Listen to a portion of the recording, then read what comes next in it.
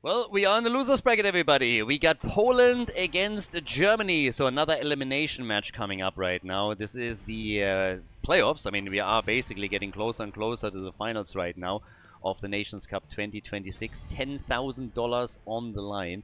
And whichever team here loses is out of the tournament. The winner of the best of 5 series can still move on and slowly make it towards the grand final to try and win the entire thing. But this is your last chance. We are already past the winner bracket, and it's all about the loser bracket matches from here on out. Now, we have obviously our traditional draft rule that only a hero can only be played once within a series, so everybody that you see in game number 1 cannot be picked again. And both of these teams have shown some pretty epic games. Interestingly enough is what actually the Polish team that defeated the Germans as the only team in the round robin. Now, things have changed since then. It kind of feels like the French, for example, are unbeatable right now. But this is going to be a rematch of a very, very intense series from the round robin from the top 8. So, can the Polish team do it again? Are they going to eliminate Germany right now? Or are we going to see Poland getting stomped by the red team and eliminated from the tournament? Anduin getting picked up. We're getting, obviously, Vala together with him right now for the Germans. We're going to Haunted Mines as our first map.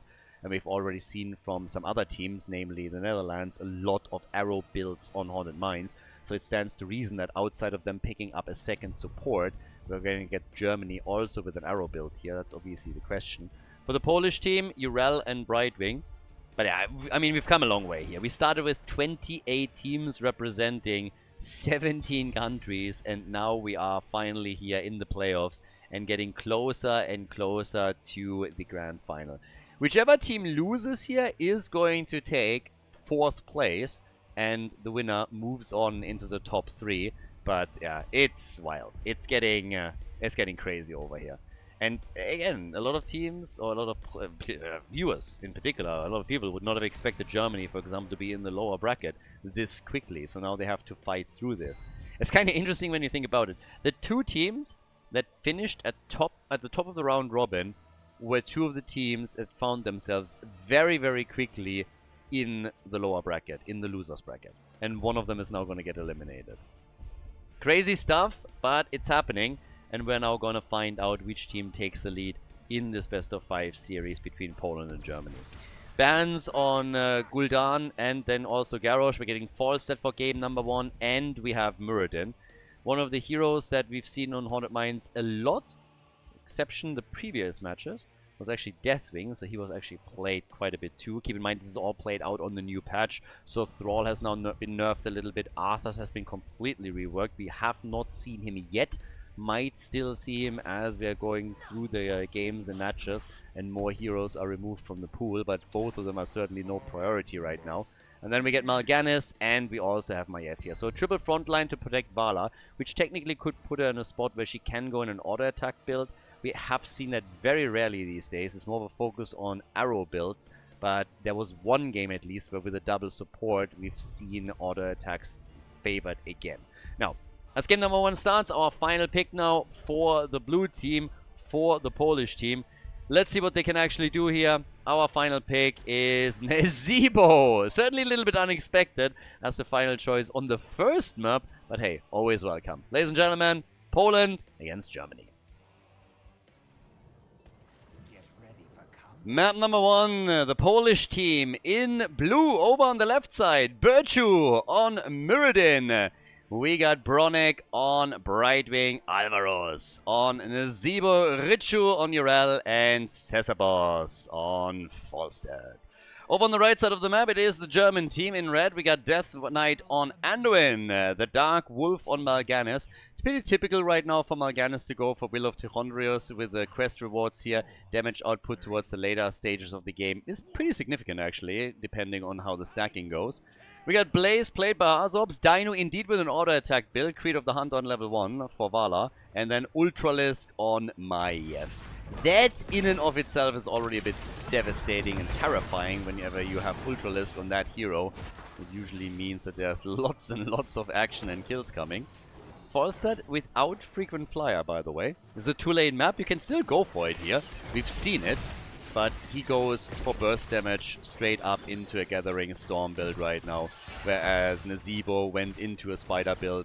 And he is a bit of an X-Factor pick right here now, because Nazeebo is someone that I did not really expect to be picked up this early.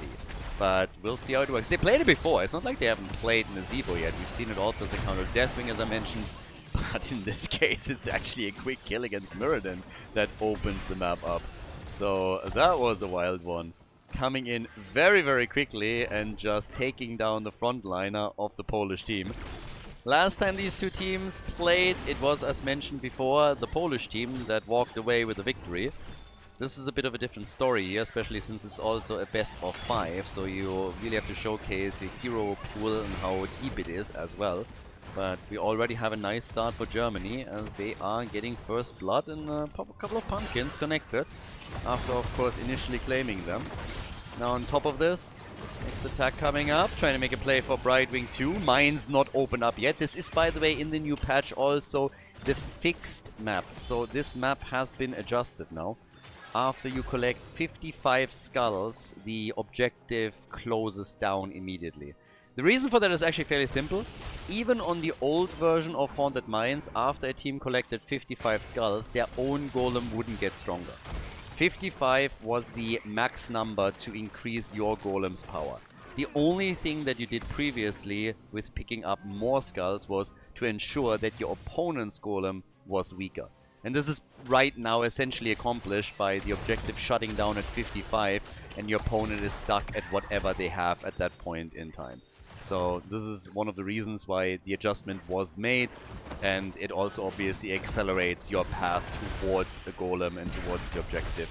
So yeah, makes things a little bit interesting, at least on that end. Vala is currently stacking and is working on this, as well as Mirrodin on his baseline, wants his Pierce, wants cooldown reduction. We have Nazeebo doing his stuff just as we now see the objective opening up in a couple of seconds. So we'll see. All the way up at the top right now, still the birdie, sitting pretty. Volstad also with level 4, different choice, goes into updraft, so it gets the increased barrel roll range and can get all of that done. We're now having the first team entering the mines and starting to move around a little bit, trying to get some extra connects in, and obviously with the Germans being this aggressive around the skulls, they are taking a very quick lead, but it's kind of different now that Poland is entering through the top and is looking for kills. Focusing Maiev first, and Ultralisk goes down. Ultralisk is gone, and Anduin gets trapped. Anduin gets trapped and killed as well. So Poland with a double, with a triple kill. Yeah, nicely done. 3 kills for Poland, and they're going to be very, very happy about that. Anduin was the first one to get caught. Poland now obviously in a prime position to walk away with the first objective, and a big one at that. And getting those 3 kills also gave them a lead in experience that they're immediately starting to exploit. So, good for them. I mean, it started with the first blood for Germany, and they probably were like, alright, this is headed the right direction, and then they go into that mines fight, and they're instantly gone. So, with that said and done, we now have 51 skulls taken. They only need to get a few more through the big golem, and then... Well, actually, no, they have it. My bad. There were still a couple of smaller camps left, and they went for them. So, yep, there it is. Golems are up, and we got 55 to 11 skulls. So, quite the difference between the two teams and what they can now do with that. There's no Sylvanas included in this, so it's not like you can use the smaller one and still pressure heavily. Nice tether by Ultralisk, but they're not able to get the kill against Virtue, who's sitting at 27 stacks already. So he will soon have that Pierce. 59 stacks also for Vala. I gotta give it a Dino here. Very impressive amount of stacks that he's getting. The question is just simply, is Vala gonna survive through all of this or not? Spiders are absolutely rocking Anduin here. And on top of that, it was also, of course, the boss itself with that nice, neat little stun that he connected. Dark Wolf pulled and saved. And then the spiders come in and he still makes it. I mean, good for Dark Wolf. That survival rate at the top was impressive, considering that both Anduin and Mal'Ganis looked essentially like they were about to die.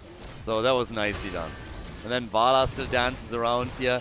Gets nearly murdered too, but makes it and got some easy stacks for herself. 17 stacks for Mal'Ganis. Again, he wants to get towards the 40. And is actually doing quite good work here. But obviously they really want him as well. So he comes in and he gets multiple connects. But Maiev gets targeted again as we have Urel appearing. And that is the end of Ultralis. That's actually the second time that he has been killed. And the Polish team is starting to become stronger and stronger here. I gotta say, guys, they defeated the Germans in the round robin. And the game certainly started off quite nicely for Germany. But now, this is starting to be a bit of a concern for all of the Germany fans. Because this is not looking all that great. Your fort at the top lane is at 50% HP. It gets nibbled down by those spiders continuously. At the same time, your opponent is about to hit a rogue abilities. And is obviously stacking extremely aggressively too. So, yeah, that's going to be a tough one. So, all about... What is this on this mini-map down at the bottom? Can you guys see that? What is that there? I thought it was like some remnant camp or whatever. But yeah, either way. Like, right now with level 10, they should be able to get that fort if they wanted. Could even just gust blaze away to get the pumpkins in if you had to, which you obviously don't. So the fort is indeed gone. They take the fight. And I am shocked that Germany is actually willing to still entertain the thought of fighting here. Against level 10 abilities? You guys must be drunk. What is happening there? Relax. So, Muradin about to get his Pierce. Needs another 6 and then he's good to go. What's Urel doing down here? Just waiting for the next objective. Richu wants to be very, very early. Takes the first camp out and they're getting skulls immediately. Whereas Germany is now sitting there and thinking like, hey boys, probably we gotta send somebody down if you don't want to lose another objective. Vala nearly had 2 rewards on her base, on her quest on level 1, so that's some really neat damage increase that she gets through Hatred. But here comes Urel, ult and Gust, both had to be used, ult from Urel, to get her away. And with 20 stacks already to their name, not too bad for the blue team, but the Germans, they are flooding the mines, they are everywhere. Trying to get the lead on this, and I guess this is going to come down to the big golem eventually. I mean, Dino's damage output is pretty neat. He's currently sitting at 23,000 and his top damage in the game. Well deserved, of course, too. But now both of the teams are sitting on 36, so this is going to be one of the closer golems that we've seen today so far. And, yeah, time will tell.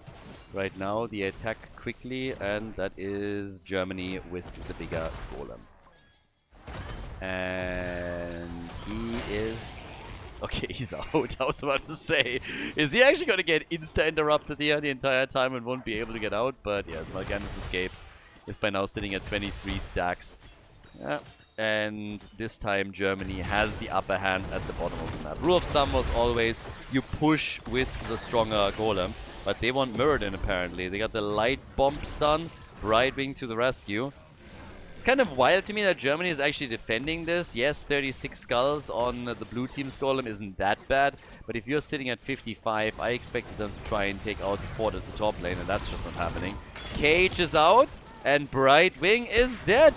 Yeah, the fruit fly eliminated. In this case, we get a cage over a disc. Haven't seen a good cage in a hot minute, I gotta admit. So Ultralisk is being a little bit cagey today. Don't hate me. Somebody had to do it. In this case, it wasn't me. And I would do it again. Well, they're going for Richu, and it seems like Urel might be out of luck here too. Gets actually for a second trapped by Nezebo, and the topside fort is gone. So, 4 kills to 2, still the lead for Poland in experience, but they're certainly starting to struggle a bit more. There's still the golem down at the bottom of the map, doing work on that fort. I mean, again, that's something. Went for a really nice exchange with the hits at the top, so that worked out. But we have more pumpkin camps now being targeted. Nezebo at 82 stacks. Not really something where I would say, alright, he's going to get his quest reward around level 20. Yeah. But in this case, level 13 as an advantage. It gives us also the Flow Rider. And we're getting Valen's Chosen. Vala's still working those auto attacks. And as long as she doesn't die, as long as Dino does not lose any of the Gambit stacks, 16 in particular is going to be brutal for the Polish team. So that's a really nice first game when you think about it. There's a lot of late game potential on both sides with big stacks coming through. And structurally, again, very similar as well. So we're now 11 minutes in. We still have that 1 level advantage for Poland, which is their biggest asset at this point. Whenever they can translate into a talent advantage, of course. But at this point in time, 100 stacks for Nazeebo. He could get there. Nazeebo could get to the Violent Infection, for sure. A little bit more diligent stacking on some of the lanes and maybe a rotation when needed could certainly help. But he's getting numbers in. We have Vala trying to get stacks up. Mal'Ganis at the same time. Still 13 short of the 40. Muradin has completed his reward, so he's now looking at Pierce. But the undead are spawning again, and that means golem number 3. 12 minutes into the game, so things are getting more dangerous here. 69 stacks for Falstad. Nice. And over on the top left, the next camp claim just in time for the push at the bottom. It's kind of funny how now on Haunted Mines the teams are much more eager to go immediately into the mines themselves and get a quick golem. It's a little bit faster for them right now, so that's what they're trying to do. There's always the threat that somebody just pressures for structures, especially if your own fort is this low. Good damage on Vala. Muradin, Maiev again looking for the tether, gets the cage. And there we go, Muradin. He's trying to save them here. He's still full alive. Had to pop his avatar, of course, too. And we have the ult from Nazeebo, who is getting more stacks in as well. But the fort is still destroyed. So even though they couldn't get a kill, Germany is able to get the fort. So with them taking the fort out, they have now the advantage in structures. They really need to go for the objective though, because the problem they're going to run into very soon is that the Polish team gets a level 16 talent, and then it's just a question of exactly what they're going to do with that talent advantage. So right now Germany is just trying to lock in as many of these skulls as they can before they are forced into a fight in a situation that they really, really do not want. So they have 30 stacks now, and it seems like they're just saying, alright, that's enough. Maybe I would have expected them to try and grab this one at the top. They didn't. But 32 is apparently where they're just saying, okay, we are fine with that. Let them have the 55. 32 is enough for us for now, given that we don't have a level 16. It's still going to be a really annoying situation for the red team, and Poland needs to try and take full advantage of this. So they're going for the hits over here, going for the boss and try and claim this. They have their 16 already, which gives us Criterize, for example, and we got the Dwarf launch. And well, there it is. So 55 are in, and that's going to be a push for Poland. Very, very nicely. I mean, 43,000 damage now for Vala. We got 29,000 for for Falstad. Ultralisk with Maiev sitting at 23,000. Second highest damage dealer for the German team. And it's a top lane pressure now. Teams are both on 16 by now. And that's really where Manticore kicks in.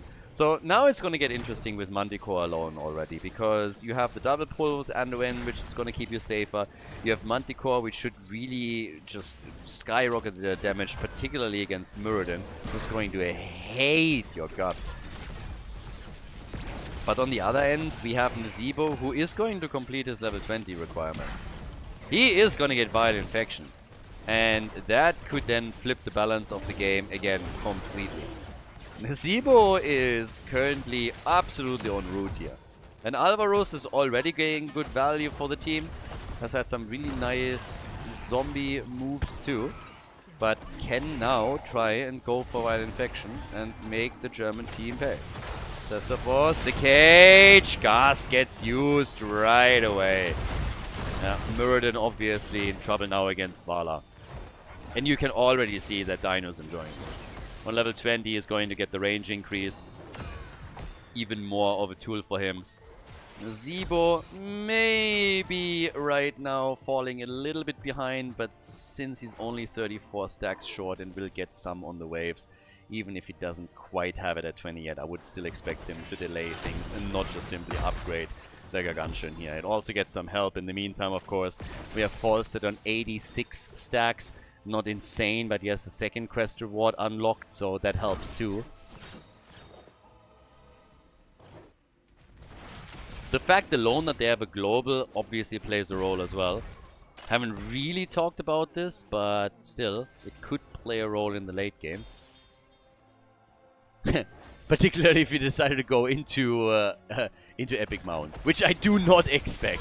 It would be funny though. Not really the map for it on the other hand.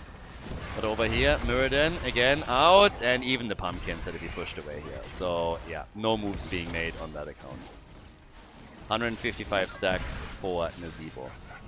I'm really keeping an eye on this as well, because Violent Infection is obviously oftentimes a game changer and is going to apply so much pressure onto Anduin, is really going to make things difficult. And Nazebo has already been an absolutely integral part of how the game played out here. You look at his damage numbers, and he's sitting at 30,000. This is basically 6,000 behind Falstead, who's the top damage for the blue team. So there's not really that big of a difference. And once... Oh, they had a bit of a trap going there, didn't they? So once that they have Violent Infection, it's a totally different story there too. So immediately the Germans this time in the driver's seat on the objective and starting to get the lead. Muradin the one to move down, but they catch Blaze. Blaze gets kind of caught here, and it secures an entrance for the blue team as they're spreading out towards the bottom to start to take the small pumpkin camps there. Well, skull camps. So Muradin is just like slowing the opponent down and trying to create a bit of space for the team. But both of them are now on 36. So they got that ready. And instantly move back out and try to take that fort, I suppose. The fort and, more importantly, the stacks for Nazebo, who's now one stack away from getting the threshold for Violent Infection. But that's the fort destroyed. Germany just makes a move for the golem and gets it. But both of the teams have now lost both of their forts. So we're talking strictly keeps from here on out. Everybody is talking about keeps right now, about level 20 talents. There's still a half-level advantage for Poland. It's game number one. Game number one in the best-of-5 series. And again, this is an elimination match. We are in the loser's bracket. Lose here, you're 4th place. Winner advances, still has a shot through the lower bracket. And the loser is out. So you gotta throw everything you have against your opponent right now and try and claim that early lead. Spiders, yeah, big damage from them. Nazebo has now crossed over into the 100, over 175, so he's there. And the attack is in. And this golem is pretty damn tanky, by the way. Oh my god. So they're starting to finally get some damage in on this, but whew, this thing is doing a lot more work than I initially expected. Not harder to take down. Ural is at the bottom of the map, by the way, and starts to take those minions out too, so she's helping to destroy some of the towers. And Germany will have to send somebody back eventually. They destroyed the wall, which is nice, but they're also suffering some losses down at the bottom of the map.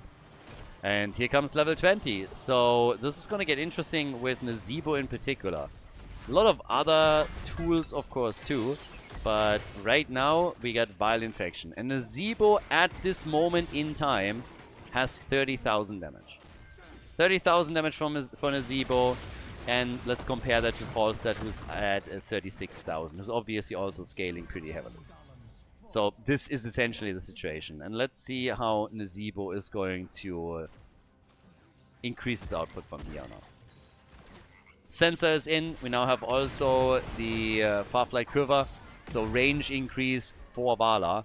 That's going to help her to connect Manticore over and over and over again. But Nazebo could really be the X factor in all of this. So we'll see how much damage he gets in. I can certainly tell you that Mal'Ganis doesn't like the situation at all. 32 stacks on his level 1, so he hasn't even fully completed the quest yet for the reward. Muradin, talking about people that don't like what's happening. It's basically the frontliners. Muradin hates Manticore, and then Mal'Ganis does not enjoy that burst damage coming from Falstad together with Nazebo's damage output. And spiders again. Just look at the spiders. Crazy! Crazy damage. Nazebo gets another set in, and Vala also apparently confessed arachnophobe is just on the run. So that little encounter brought Nazebo to 39,000 damage. 9,000 damage in that little encounter for Nazebo alone. Falstad got 6,000 in the same fight. Big difference. Anduin is so far healing all of this out, so this is working still. But it will be interesting once that we have the mines opening up again. Vala, by the way, on 62,000. Her Manticore obviously proccing over and over again, with now the range being there for her to attack safely. So that's really, really helping. Alvaro's trying to make his moves too. And yeah, on top of that, we now have undead spawning again in the lower levels. We are already 22 minutes into this game. 22 minutes into game number 1. And we haven't really seen a single keep destroyed yet. All of the keeps are still standing. Here comes the fight. Yeah, big damage at that front here. Pretty much immediately. Gas from Falstad. Cage from IF. And everybody's still trying to damage this out. Falstad with just one connect after another, getting the boomerang hits in. Hoping to also persuade them to not chase too hard. But look at Mal'Ganis here. Murdered. Murdered by Nazebo. And that was an easy kill. Germany losing their frontliner. And then running away from the mines pretty quickly. Seems like this is going to be another golem for the Polish team. And from the looks of it, it's going to be a big one. Big one in the sense that Germany is only at 7 skulls now. It doesn't really seem like they're going to have the guts to move down into the mines and get more. So the difference between the two is going to be massive. There's no way that Poland is going to start defending here. They're going to push with the big boy, I'd say. Fight at the top, from the looks of it. And jumping in and out slightly. Not really too concerned about it right now. They're just moving over to the side and exit there. There's also another camp that you can claim. Vala at 220 stacks. Falstad is actually getting a bit closer now to a full quest completion. So is Mal'Ganis, by the way. 5 short. So he can scale into the late game too, but considering that we are 23 and he still hasn't done that, time will tell. But this push could be a massive one. You have all your ults back up if you're Team Poland. So there's a huge opportunity right now to do mad damage with this. And that's what they're looking for. Get the damage in with Falstad, for example. More stacks for him too. Burn them down a little bit. Force the defensive measures from the entire team. Ultralesk is getting chased. It's time for the cage. There's the tether. They want Muradin. Gast used to basically safeguard the rest of the team. As particularly Vala was moving in and trying to get free shots connected. They are defending well against the golem, I gotta say though. Down to 50% of its HP. And they're doing okay on that one. Yeah, but the keep is gonna take damage. Not a whole lot, but some for sure. And then of course on top of that, as already mentioned, you look at the damage out of Falstad and he is really benefiting from that Vile Infection. Not necessarily as crazily as you might have thought at the start. Falstad, still with all the scaling that he is going on, is doing okay. But both of them are starting to close the gap to Vala just a little bit. But her single target damage is obviously still nasty. 7 kills in total. 25 minutes into the game now. Mal'Ganis only at 16,000 damage. That's a bit embarrassing. If you essentially have the same damage output that Anduin has, what is wrong with you? I mean, what is wrong with you? I mean, what? Hello? Really? Oh, nice save. Another gust. I would be embarrassed if I'm Mal'Ganis. I mean, that is just sad. Sad news over there. Vala with the range to simply outrange the keep now, of course. So yeah, gets good hits in. And poor Muradin. Muradin doesn't like this at all. He's like, leave me alone. And she's like, ooh, free stacks. Dino gets 250, so he gets his next quest reward. Even more damage. Muradin hates him. Falstad is nearly done. keep at the bottom of the map destroyed. So, yeah, Poland in the lead on structures. Bottom keep destroyed, top keep still standing. And Germany is just trying to apply pressure. If that gets broken at any point, then Poland is just going for victory. Undeads are spawning again. At the bot lane, by the way, we are slowly getting catapults in position, and this is a problem because we are now 26 minutes on the clock. And that means big damage from catapults. Nice trap from the Zebo. Very nice trap from the Zebo. That hurt Blaze a ton. Gust used as Ultralisk again forces the cage. Really nice engages from Ultralisk that always force big moves from the Polish team too. But Maiev eventually in this fight gets killed. And now, by the way, we got catapults on the core. Double catapult. Minion wave is going to take care of it, but the core is going to take damage. And now that Vala has fallen too, this seems like it might just be lights out. 63,000 damage now from the Zebo, 96,000 for Vala. Core is already at 76%. And here comes Poland. Napierdalai. They're going straight for victory. Core is not going to recover here. Germany loses game number 1 in the best of 5 series here in the losers bracket of the Nations Cup. GG and well played. I hope all of you guys are enjoying the Nations Cup coverage. We got some awesome games coming up, of course, and the tournament so far has been a blast. If you enjoy the coverage, please keep in mind that we're actually dependent on your support to keep the Heroes esports scene alive, to host more tournaments like Meta Madness, the Nation Cup, or others. And normally I would ask you here to maybe support the channel on Patreon, but we currently have a campaign ongoing where you can support the channel for absolutely free. And it is super easy. All that you gotta do is check out the description of the video, download Opera GX, which is a browser, you install it, and then you can just simply watch a couple of YouTube videos on the browser. Maybe you join us on a live stream, or you use it for some general browsing, and that supports us then directly. Now, if you don't enjoy the browser, if you don't like it, that's not a problem at all. You can delete it afterwards, but it would be really important that you at least take a few minutes out of your schedule in order to do that, to support us here. Helps us a ton to keep tournaments like this one alive, and also to make sure that the Heroes esports scene doesn't die out. So once again, if you enjoy the coverage, it would be awesome if you guys could do that. All of the information can be found in the description of the video. Enjoy the rest of the series, and I'll see you guys soon. Poland has taken the lead, 1-0 for the blue team. Germany one step closer to being eliminated from the tournament. Game number 1 didn't really go their way. We went to Haunted Mines and it was the blue team that took the victory. Now we're heading into Dragonshire. It's actually the map choice of the blue team. Germany usually chooses Towers of Doom, but we've also seen them go into Dragonshire, so it's interesting that the Polish team now decides to play the map against them. Chromie immediately getting banned, and obviously, as mentioned before, all of the heroes that you saw on the previous map can now not be played again. So kind of important in the context, so please keep that in mind. Also, by the way, as we're waiting for the draft to unfold in front of us, big shout out to all of the people supporting the stream and the channel on patreon.com and everybody that joined as a YouTube member.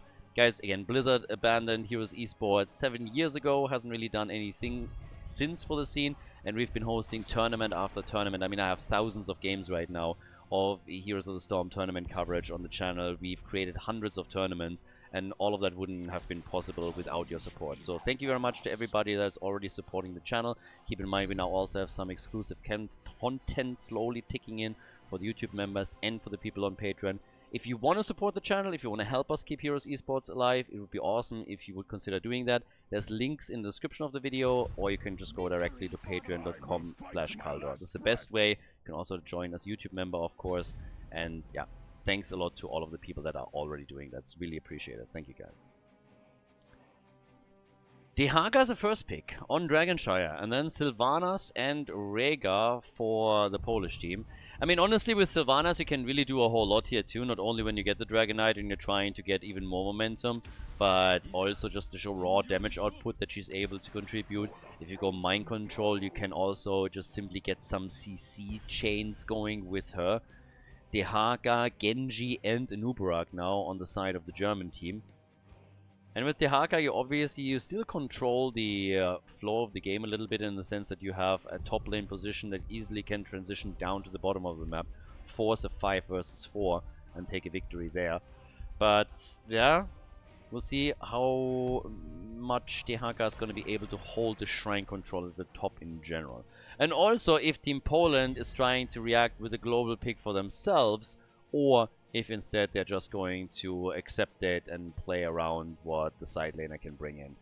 Sergeant Hammer is banned. We had a couple of games already throughout the tournament, and especially in the playoffs where the Germans went for Sergeant Hammer, so that's also a ban where they probably just don't want to deal with this at all. We had lots of bans against Johanna, by the way, just as a bit of a side note. She is one of the most banned heroes in the playoffs since the patch change, I'd say. Medivh also eliminated. Yeah, obviously we had in the previous game Cesar Boss, or in one of the previous games Cesar Boss doing a whole lot of work with his Medivh performance. So this is another one that just gets eliminated here. But I'm still a bit intrigued, because Poland taking the lead against Germany is something that, even with the results in the round robin that I highlighted earlier, a lot of people probably wouldn't have expected like this. So can Poland just extend that, or is Germany bringing this back? Tychus and Garrosh, that's a really nice combo if you're going for In the Rhythm, by the way. So typically you would see a grenade build with Tychus, but we have seen the occasional auto attack build. Netherlands actually just played this in the grand final against, in the winner bracket final against France, where they went press the advantage on level 1 and then In the Rhythm. If you combine that with Garrosh, then you oftentimes get an enormous amount of stacks, because you can just flip the target in and then get a huge stack amount. And here comes that Kharazim pick again. We've seen that now 2 times. So Germany is really starting to play more with Kharazim. They have Genji plus also Anubarak, so they can actually jump in with 3 of their heroes. If you go for a 7-sided strike and you get an isolation play on somebody, you can also pop the ult and really start to get damage in. But the question still is that going to be enough? It was certainly enough for Germany to win their previous series, so there's at least that. But now we get Deathwing as the final pick for the Polish team. On Dragonshire, very fitting. They pick a dragon for Dragonshire. I can only approve. Round of applause here. So ladies and gentlemen, map number 2, Germany against Poland. Poland has taken the lead. The blue team spawns on the left side. We have Virtue on Garrosh, Bronek on Rega. Tychus as expected is going into a grenade build, but level 4 will still be interesting. Cesarbos on Sylvanas, and then we get a Ritual on Deathwing. For the German team, as they're trying to claw their way back into the series, we got Ultralisk now on Genji, the Dark Wolf on Anubarak, Death Knight with Kharazim, we get Hazops on DHK, and then last but not least, we are getting Dino on Jaina. So gonna be interesting to see who is gonna be able to take this one now. I also really wanna see what exactly Tychus is going to choose on level 4, if he now makes an adjustment because they have Garrosh on the same team, or what the idea behind it is. The interesting part at the end of the day for me is though that there is actually a chance for the Germans to drop out of the tournament here. Not so much because it's a German team, but just look at the players that are on that team. And then think about when you saw the last time a tournament in which they did not make it into the top 3, which is what's happening if they're losing here. I mean, even in the top 2. Most of the time when you see these players, they made it into the final. And right now they could be eliminated here. And it's kind of crazy when you think about it. So, yeah. But Poland doesn't have this in the bag yet. They have the lead, but this is a best of 5 series. And a lot can happen in a best of 5. So both of the teams just going over camps right now and making their moves there. Getting a couple of bruiser camps in. Still have those siege giant camps to claim as well. And with the first objective spawning, we'll of course see how they are going to split the lanes then. We have the DHK against Deathwing at the top, so the question of how exactly they're going to make their moves with globals is kind of answered. But then at the same time, we're now having also down at the bottom of the map, still Anubarak and Jaina looking for potential kills. I mean, again, if you have more heroes available, that's obviously great, but even in this case, if you're just able to get a stun with Anubarak and then some follow-up from Jaina, you can do some serious damage. Not, of course, when vision is always granted there, but yeah. Level 4 is going to kick any moment, then we're going to get an answer on what Tychus is going to play here. But we have a bit of a rush in the mid lane towards Rega, who makes it out. Well, level 4 talents are now in. And, well, Tychus is a little bit shy right now. And he goes into the bigger they are. It's kind of sad for me, honestly. Given the lineup that they're running, I would have absolutely loved to see in the rhythm. Him playing together with Garrosh, I think, had potential to really extend the minigun duration here. Bigger they are, if you want to go into more bursty damage, is obviously nice as well, don't get me wrong. But I personally just like to watch that combo. It's really cool when it's played properly. And it oftentimes ends up with Tychus having an absurd amount of stacks towards the mid and late game. And just seeing him use that minigun towards all of this is kind of nice. But again, not quite what we're seeing here. Deathwing in the meantime is trying to take top lane control, gets immediately attacked here by Genji. Not really cares too much about it. But the team is busy at the bottom of the map going for the next mercenary camp. Poland is a little bit ahead in experience, but it's just a small gap that will likely be closed again once that we have minions claimed on lane by the German team. They aren't too late to do anything about the bot lane move on the camp, but they can certainly use that window to go in the middle and take some structures out. This is one of the nice things. Whenever you get some scouting information from one of your other players, always try and see if you can't get an advantage somewhere else on the map. And this is what they just do to perfection here. The opponent claims a camp, they see it a bit too late, they can't react to it, but what they can do is to at least counter pressure in the middle of the map and take a tower down. So every single bit of damage that you do matters at the end of the day. So we got, again, double control for the Germans. Contested now by the Haka at the top. They had a level 7 advantage for a few seconds, Poland, but Germany moved in, not really too afraid about it. Blinding Speed is now ready, and we got the Feeding Frenzy for the Haka. The Haka still locked into that fight with Deathwing up at the top. And Sylvanas is getting some stacks in, but nothing insane, but she's also getting heavily targeted, and that's a kill. Yeah, the girl's gone. Sylvanas gone. Very aggressive push, and now we have the second kill as Tychus is taken out. I talked during the draft about how aggressive the red team's lineup is in regards to their mobility, with the Nubarak diving in with Genji and also Karazim being able to follow that, and that's exactly what we just saw there. They went really deep after first Sylvanas and then saw a kill opportunity against Tychus too, and used it to get a double kill. So Germany starting to bring this back, starting to do some work here. Nice damage from them and some very nice action in an attempt to get this game under control. Leading experience now on the red team side too. Small advantage, but hey. Yeah, Karazim. The mobility goes two ways. First of all, you can jump after an opponent is trying to escape, and then second of all, whenever you get jumped, you have a good chance of actually escaping. That's exactly what they try to do here. Sylvanas, alright. Sent the wave down to the bottom of the map, made the rest slow down slightly, but was not willing to actually jump on it. Not right into the hands of Jaina, who would have certainly just gone for a bit of a shock freeze play against her. But Poland, not really too intimidated about things. Lost 2 heroes, not happy about it for sure. But yeah, they don't really care too much just yet. Level 10 abilities are going to change the dynamic either way. That's when we now get also the 7-sided strike. And on the other side, Odin, as expected. No drill game on this one. Only Sylvanas hasn't really made a choice yet. Has a couple of options, but decides to go into the Wailing Arrow. And with a couple of options, I mean she has like several options. 2 options that are both viable. I think pretty much everybody has a couple of options. But hers are actually both viable. There's plenty of heroes where when it comes to heroic abilities, you have essentially one choice and one choice only. At least when you're playing in a tournament environment and not just looking at quick match. So in this case, there's multiple options for them to play this out. Now, it's a bit of a slower start in the game, but the rotation at the bottom of the map with Sylvanas is giving the Germans some trouble. First of all, Nubarak is low. There's the Wailing Arrow, and Karazim barely is able to save him.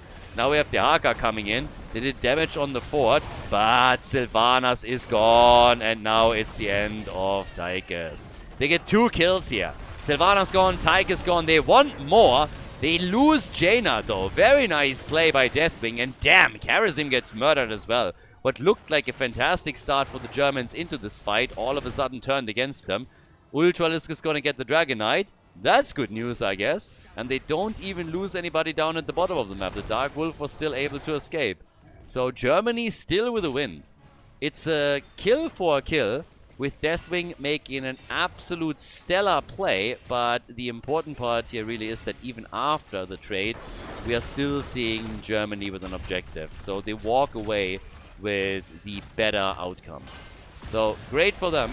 Get good damage in on the fort in the middle of the map.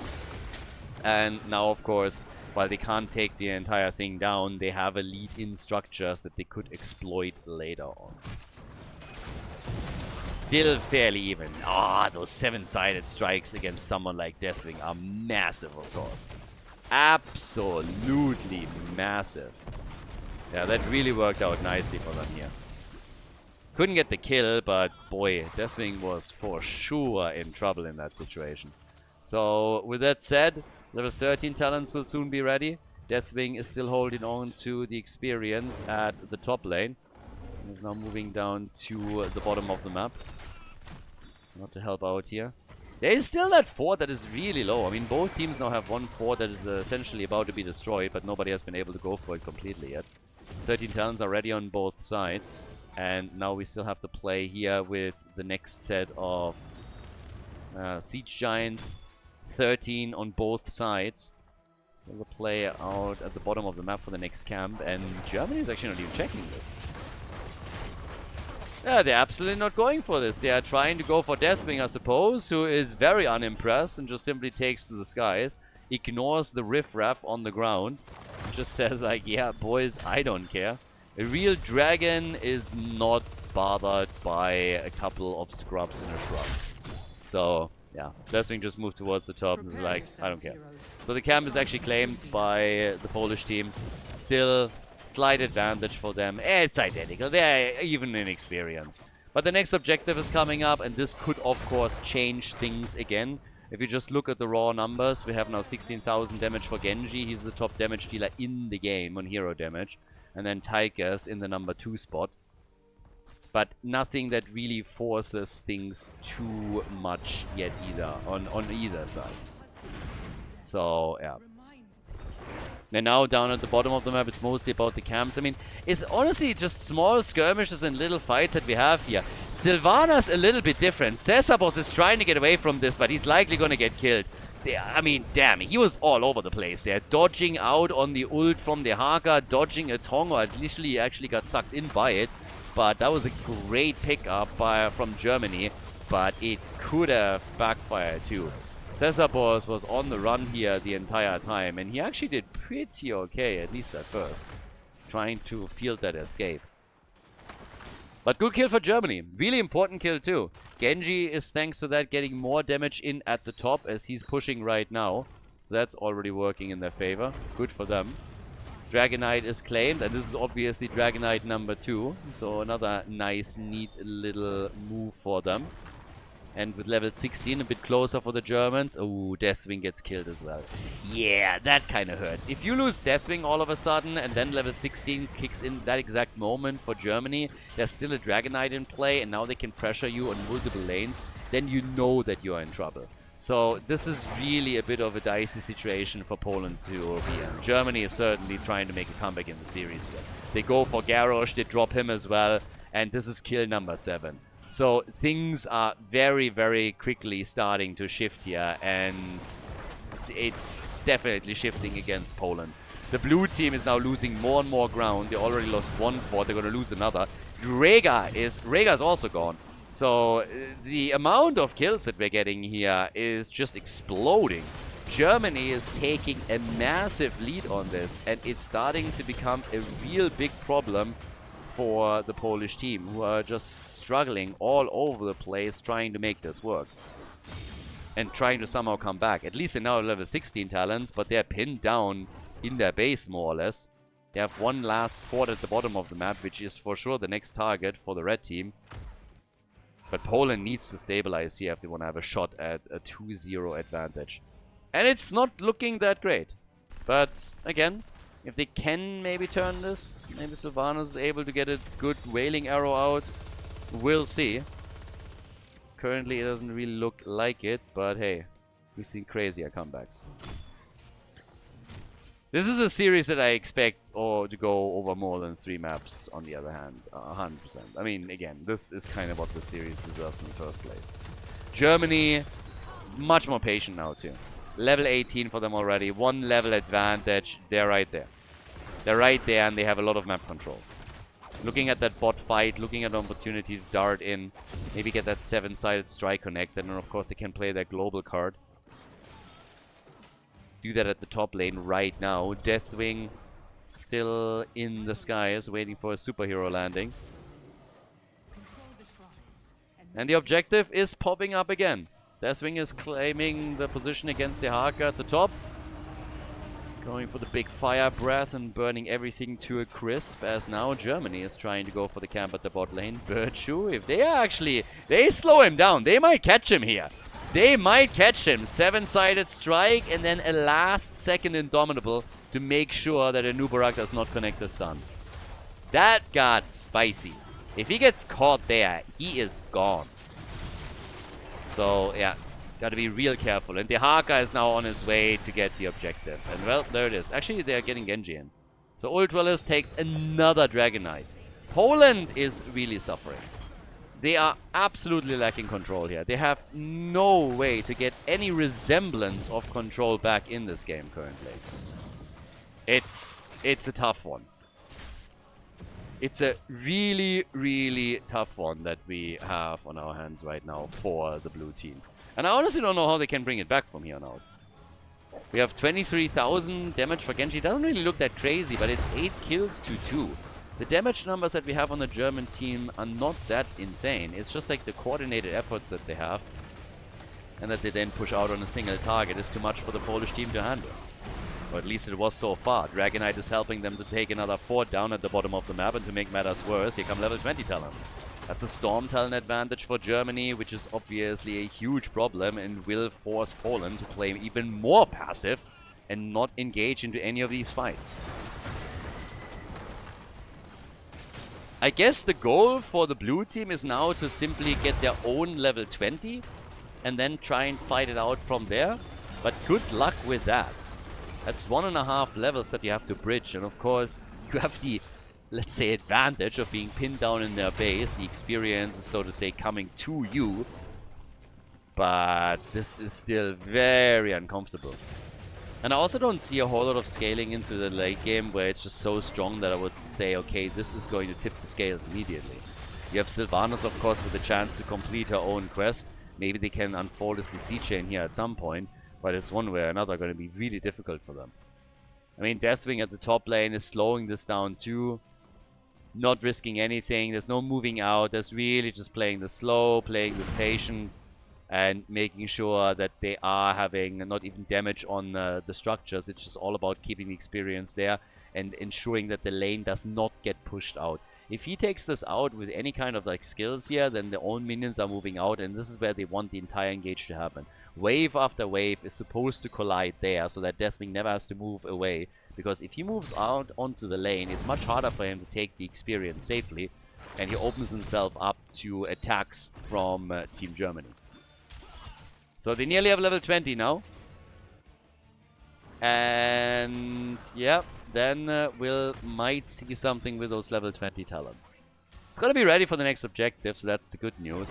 But this is also the moment where it's a bit do or die, because if Poland does not make any big plays there, then they are in trouble. So Shrines are activating. This is the moment that you've been waiting for. Now we got the Titanic Might. Ancestral has been upgraded. We also get the big red button. And we have Destroyer's Rampage. Alright. Let's go, Mr. Destroyer. Rampage a little bit. Because that's kind of what they need. Yahaka already sitting down at the bottom of the map. 6 seconds for the shrine. Genji at the top. He should really try and get one of those shrines quickly, because if not, then it's pressure through the middle of the map again. But Yahaka is also not dumb enough that he just simply moves on the shrine and tries to soak it in, while the team is sitting right above him and would make him a priority target. So they push for that bottom fort. They haven't taken a single one out yet. But then this happens. Garrosh gets caught and attacked. Deathwing lands a little bit too late to soak up hits from Karasim's ult. And that is the end of Garrosh. Nice move again by Deathwing. I mean, honestly, some of the ults that we've seen from Richu were insane. And it helps them to get a kill on Hazuops. And now they have the fort destroyed. So, losing Garrosh, definitely a setback. And certainly nothing that they're going to be happy about. But at least they were able to get a counter kill and they destroyed the fort. They need to send Deathwing to the top to ensure that they're not losing too much ground on the top. Rhaegar is actually the first one there. But again, there were moments where I thought maybe they can just turn it down. It's kind of crazy though. I mean, the entire time you fight for a chance and then Garrosh, you know, gets caught and this happens. So, yeah. Deathwing made the right move, by the way. He was just trying to land in the ult of Kharazim. And if he makes that happen, that would basically just mean, okay, we are now in a position where I can soak up a few of these. And that would be kind of nice. But as it stands right now, I mean, we still have the attack through the bot lane with the next Dragon Knight. Obviously, Germany got another one. Had the lane position again. Playing it very slow with it. It's another minute that they're holding it. You want to make sure that they're coming in with the camp, with the minion wave. And not just simply YOLO the Dragon Knight in and give them a free chance to defend. They have time on their side. That was a quick kick. Deathwing says hello. Dragon Knight against actual dragon. Okay. 18 minutes in. Yeah, and that Dragon Knight is losing hit points very, very quickly. Odin is a hellish thing to have to push into. So while the keep has indeed taken damage, that defense is still strong. The keep is still standing. That was the important thing. If you compare this to the situation a couple of minutes ago, a little bit better for Poland now. Simply because they've taken the fort at the bot lane out. Baby steps, baby steps. I mean, yeah, they need to do this a little bit faster. Oh, the Ancestral, this time, perfect! Now can they turn it? And it does not seem like it. This time Deathwing also wasn't able to do as much as he wanted with his own abilities. But at least Rhaegar had an absolutely perfect timing on the Ancestral. This could have just been another kill. And these traps are becoming problematic too. 20 minutes on the clock. The last few objectives were always given up by Poland and Germany claimed them. If that happens again, you are going to be in trouble. They have to be aware of this. If you are giving another objective up 20 minutes into the game, you are going to be in trouble. 100%. So, yeah, I'm a little bit worried for them right now thinking about this. Because Germany has been... They had the Dragon Knight on lock in these situations. I mean, they really did. Poland has been able to... Poland has essentially extended this game over and over and over again. Every single time that you just thought Germany already has this in the bag, Poland was able to defend again. They were holding on to another structure, holding on to another lane, defending against another Dragon Knight, buying time for their own level 20. They always brought this back, like step by step by step by step. But right now it just seems like they are dying a slow death. If they want to win this game, they have to at some point be the team that takes the initiative and makes moves themselves. And I just really haven't seen that all that much yet. So we'll see if they can get there. Now they're looking for fights. Garrosh is looking for targets too, but everybody is getting away from him too quickly. He has real trouble connecting properly and getting a lock on anyone. And with all the mobility that we talked about previously for Team Germany, they are consistently trying to just outmaneuver their opponents. And they're doing a good job at it too. So Deathwing is now taking this down at the bottom of the map again. We're having Dehaka pushing the top, looking to threaten the keep, which forces, of course, a reaction. They're going for a Nubarak here, but they just can't take him. Maybe now! Maybe now! And even that is not a thing. I honestly wonder if Sylvanas would have just simply gone for mind control if that would have been the play for them. But now we have Catapults dishing out the pain at the keep at the top, so this keep's gone. This keep is gone. I don't think that they're going to be in time to defend this. And this is obviously going to make the position for Poland in this game even more difficult and, I mean, essentially impossible. What are you going to do here? Like, seriously, there's another Dragon Knight now coming because Germany just out-rotated you. So now it's the next DK, and what are you going to do against this? And the answer is honestly absolutely nothing. Because you can't. You are dying a slow and painful death. And the only way how I see them try and bring this back is if they are getting a really nice fight and some, I mean, I really want to say surprise kills. And currently that's just not happening. So they need kills. They need. If Germany makes a mistake, they can try and exploit it and get this done. But they're gonna lose more keeps now. One is lost at the top lane already. Now it's all about the one at the bottom of the map.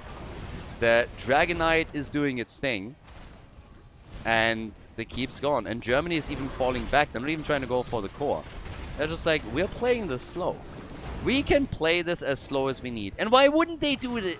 I mean, why would they do anything else? They're winning. They're winning very slowly, but they're still winning the game. So they just take no chances. They are 0-1 right now in this series. If they lose on Dragonshire, they're 0-2. And that is nearly impossible to come back from. Then you lose the game, you lose the tournament, and you're just screwed. So you play this as slow as you have to. You use the Haka, you use Genji, you use your mobile heroes, you push the lanes, and you slowly destroy one structure after another. Now we have 2 lanes that are getting aggressively pressured by catapults from Team Germany. And with every single minute that ticks by, those catapults become stronger. Poland is getting pushed to the wall. They are really now with the back to the wall, and they have to make a play at some point. Look at where the Haka is. He's in the opponent's base. Might have actually overstepped here. Tries to get away. Nah, there was no interrupt. They need to interrupt the Haka in a situation like this, and then make sure that they gank up on him and get a kill. And even then, they might still have problems. Tigers with 45,000 damage, Genji and 55,000. It's a siege damage for the team that really tells you the story here. Next fight in position, breaking out over on the left side. Still, catapults at the top. This one's going to easily be taken out, but the next ones are already underway. And even this has done some damage. Germany doesn't want to take fights that they can't win. Most of the things that they do is just out macro the opponent right now. And Poland is doing the only thing that Poland can do. They're going for an aggressive play. They're trying to be aggressive at the bot lane. They're trying to force something here. What does the Haka do? What does Germany do? They're pushing the top lane. They're pushing the mid lane. They're trying to force the blue team back. The more time the blue team spends down here, the more time the Haka has to push catapults towards the core, which is exactly what he's trying to do here. They go for the keep in the middle, and they're going for the core. And Poland knows that they are on a timer. They have to attack. They're dying. They're losing this game. But they might have lost it already. The Haka is now going for the shield, for the core. So down here, a keep might actually fall. Deathwing is trying to deal with the Haka. Ancestral, too late. Used too late. The core is losing hit points as Deathwing chases the Haka. And down here, Germany chases Poland and takes down Rhaegar. He gets his Ancestral cooldown back and still falls. Tychus is still alive and dies. And this is it. Germany is going to cross the map. The core is already down to 70%, but that's 4 heroes gone. Poland was forced into a position where they had no other choice but go for an aggressive push. Then the Haka pressured, used the global macro position to force Deathwing back. And maybe if Rhaegar uses his Ancestral a little bit earlier and saves Garrosh initially, they can do more, get the keep and then retreat. But as is, this is a tie in the series. Germany wins it on Dragonshire. And we are going to game number 3 in this best of 5 series here in the losers bracket of the Nations Cup between Poland and Germany.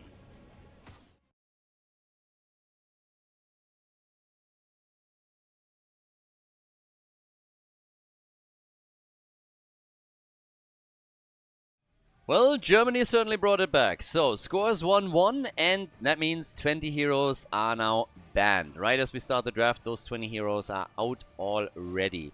And yeah, it was a pretty long and drawn out game, mainly because Germany didn't want to take any risks. Very understandably so. But Poland, they just realized, okay, we got to push. They maybe did it too late. They had to throw a bit of a Hail Mary and an aggressive play at the bot lane, which they did. But then Garrosh dies, Rhaegar can't land the Ancestral in time. Maybe if Rhaegar gets the Ancestral through, Poland gets the keep, can move back, can defend, can hold on a bit longer, and then maybe, you know, repeat the same thing. Hasn't really happened this way, so we'll see what now is going on in game number 3. Shen gets banned out first, and then immediately Gromi also eliminated. We're heading to Battlefield of Eternity, so long-ranged poke is obviously great here. We still have Li Ming around, if I'm not mistaken. Hanzo is also still open, so still a lot of choices we can make in order to make this work on Battlefield of Eternity. Greyman obviously another one that we've seen in other games too. But another very aggressive map where we can expect a lot of team fighting between the two teams. And let's see if Poland is able to pull ahead once more or not. There's also still the Medivh factor the entire time. I mean, this is really a bit of a thing. Is Medivh going to be played by one of the two teams? Which one is it going to be? Are we going to have Medivh by Ultralisk, for example? Is it going to be Sesabos? Doesn't really matter, but this could always change the entire dynamic here. Not only for Battlefield of Eternity, but also for upcoming maps. Because, again, we are guaranteed at this point a minimum of 4 maps. And the loser, as mentioned previously, is out of the tournament. So, there's that. Apparently, my concerns about Medivh are being shared by the players. Because he is the next one to go. Doesn't even make it into a potential pick. So, no chance for him. Medivh just out. Eliminated. That brings us to our first pick. Battlefield of Eternity. Li Ming. Instantly taken. You want damage against the Immortal. And that's a really nice one over here. Whereas over for the red team now, how is Germany going to react? They still could play also a Sergeant Hammer composition. Let's not forget about that. That's something that they have done on Battlefield of Eternity plenty of times in the past, where you just slowly siege up on your target and trying to get in for that. So there's a chance that Sergeant Hammer becomes one of the picks, but right now there's still a lot open, like Hanzo as mentioned before, Diablo as well, and yeah, I would still think that at least for the third map we're going to get very much meta picks down the line. We've only seen Thrall once so far. Arthas, even with the full rework, has not made an appearance yet in the new patch. So that's probably something to also point out. Generally speaking, if you look at the patch, not really that big of an impact on the meta. A couple of adjustments maybe on certain talents or certain thresholds that you now have for rewards that you're trying to get for yourself. But it's not really impacted too much outside of the priority of Thrall dropping significantly. Before, banned every single game. Right now, meh, mostly not even looked at. Hasn't been banned once, has been played one time late in the series on the 4th map, I believe. So, yeah, it doesn't really seem to play a big role anymore. Jojo, on the other hand, I mean, she was regularly banned. Everybody currently is going up against Jojo and doesn't want to have her up against her. So this time we have her together with Rexa making it into the draft, actually. Ana gets banned. You want to make sure that the combo between Ana and Li Ming is eliminated. So no nano boost on her. She's already strong enough as is. If you then get a nano boost on top of that, that is obviously going to make matters worse. But with Germany already having a pretty good idea of what they're facing up against, the question is of course now, what do they do? They also have with Hanzo and Diablo some combos that we haven't really specifically pointed out, but you could go into an arrow into Apocalypse. So if you decide to not go Lightning Breath, you can go for that combo. It's a little bit high risk, high reward at times, where it's easy. It's not that easy to properly hit it, but if you do, you get a really nice CC chain. Then Deckard Cain on top of that with a sleep, so even he could set up an Apocalypse. And then we have Malthael, very likely going to be used with Last Rite, so that you're trying to get your cooldown reduction on your level 10. Only thing that's still missing is another damage dealer. Could go for the triple front line, of course. Could go for another range damage dealer here too. Poland, on the other hand, I mean, again, heal is one of the things that they need. Lucio is the one that they use. And we get another frontliner. So we have Rexa Misha combo plus Johanna and Imperius right now. Lots of stuns here. Misha stun as she charges in, Blessed Shield, Condemn, Punish. So lots and lots of control that Li Ming can use to have a great position on this and yeah, get her damage out. So for BOE, certainly an aggressive lineup as you would expect. Germany for game number 3, they lock in Arthas. First time that we get Arthas. Alright, there he is. Reworked Arthas, ladies and gentlemen. Full on Bruiser style by Ultralisk. That's going to be a cool one. Let's go Battlefield of Eternity, everybody. Game on! We are getting the new Arthurs finally. Alright, let's get this going. Over on the left side, we got Richu for Rexa. On Rexa for the Polish team. Alvaros on Liming, Birchu on Johanna, Bronick on Lucio, and Cesabos on Imperius. So, the game's on over here. On the right side, it is Hazorbs with Frost Presence on level 1 for Arthurs. Full rework, obviously, on the hero. More like an aggressive bruiser than anything else these days. We get the Dark Wolf on Diablo, Death Knight on Deckard Canning, Dino is playing Hanzo, and then Ultralisk on Malthael. Arthurs as the side laner, all the way at the top right now for the red team, whereas the traditional 4-man is playing this out at the bottom of the map, as you would expect. Big aggression right from the get-go. Deckard with some nice locks and able to make sure that Jojo was under some pressure here. But yeah, Arthurs is gonna get interesting. On level 1, obviously, we still have Frostborn Hungers here, which is another one. Just getting the quest up and the damage. I mean, there's different builds that you can still go for. After the rework, it's obviously questionable that any of those will still do. I mean, again, we'll see how Arthurs is going to perform. So 4-7 is going to be taken. I think in the future, more people will experiment with more things on him. But right now, he is just moving down to the bottom of the map to help out because the first fight is on and Cesabos dies. Poland losing 1. Poland, nearly losing 2. Jojo makes it out though, and instead it is Malthael that falls. So each team now with 1 kill so far. Yeah, nicely done. Good kills, good moves over here from both of the teams. We're now having Hazu being chased a little bit on Arthur's. Misha's moving together with Rexa towards the top lane too, obviously, as you can see here. And in the meantime, you have Lucio zipping around with Li Ming supporting her so that she can get some ranged shots in against the structures and against the walls. And that's kind of the first thing that's happening here. But with all of that said and done, top side, there's one more camp that we could potentially fight over. And the teams are getting ready for it. Yeah, slowly making a move on this. And yeah, Jojo and Hanzo are the only ones that are still at the bottom of the map, and they have to make a play now as well. So they're starting to slide towards the top, but the blue team is going to claim this one. So they took both of the camps. Polish team claimed both of the mercenary camps as we're slowly heading towards the first objective. Jojo still in a 1v1 at the bottom of the map against Hanzo, as the rest of the team is starting to come through and help out here. And of course, with the Immortal coming up, it means it is camp time! Time for the mercenaries. Oh yeah. 7 stacks for Arthurs, by the way. So yeah, all about slows, control, a big plays from him. We're having for Deckard Cain, Potion of Shielding, and we're also getting the Throwing Shade here from Malthael. The first objective is coming up. Shattered Armor now. So straight in going for more follow-ups on his Howling Blast. And trying to get that extra damage then connected. And given that you already have some CC, like for example a nice wall stun from Diablo or Deckard Cain slowing somebody down, you can get a good connect here. And if you're focusing with the team on a single target, there's obviously a lot more damage that you can just dish out. But already the attack at the Immortal, so far it's actually the red team that is getting the upper hand here. So Germany is doing well. And they're also forcing the Polish team back. And they get a kill. I mean, damn, that charge from Diablo. Taking Johanna down.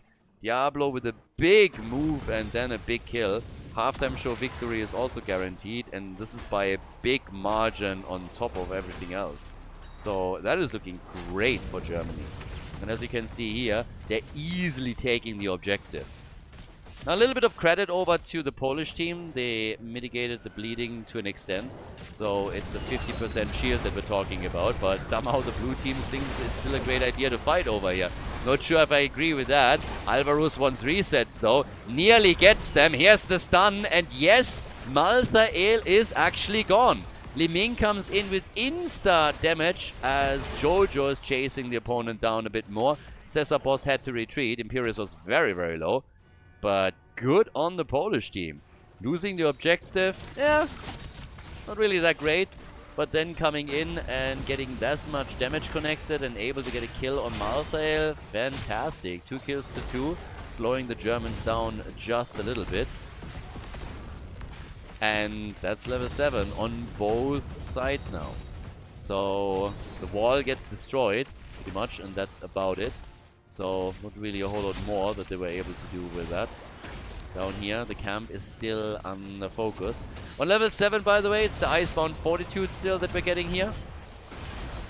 And you can get a little bit of cooldown reduction with that Howling Blast build on this too.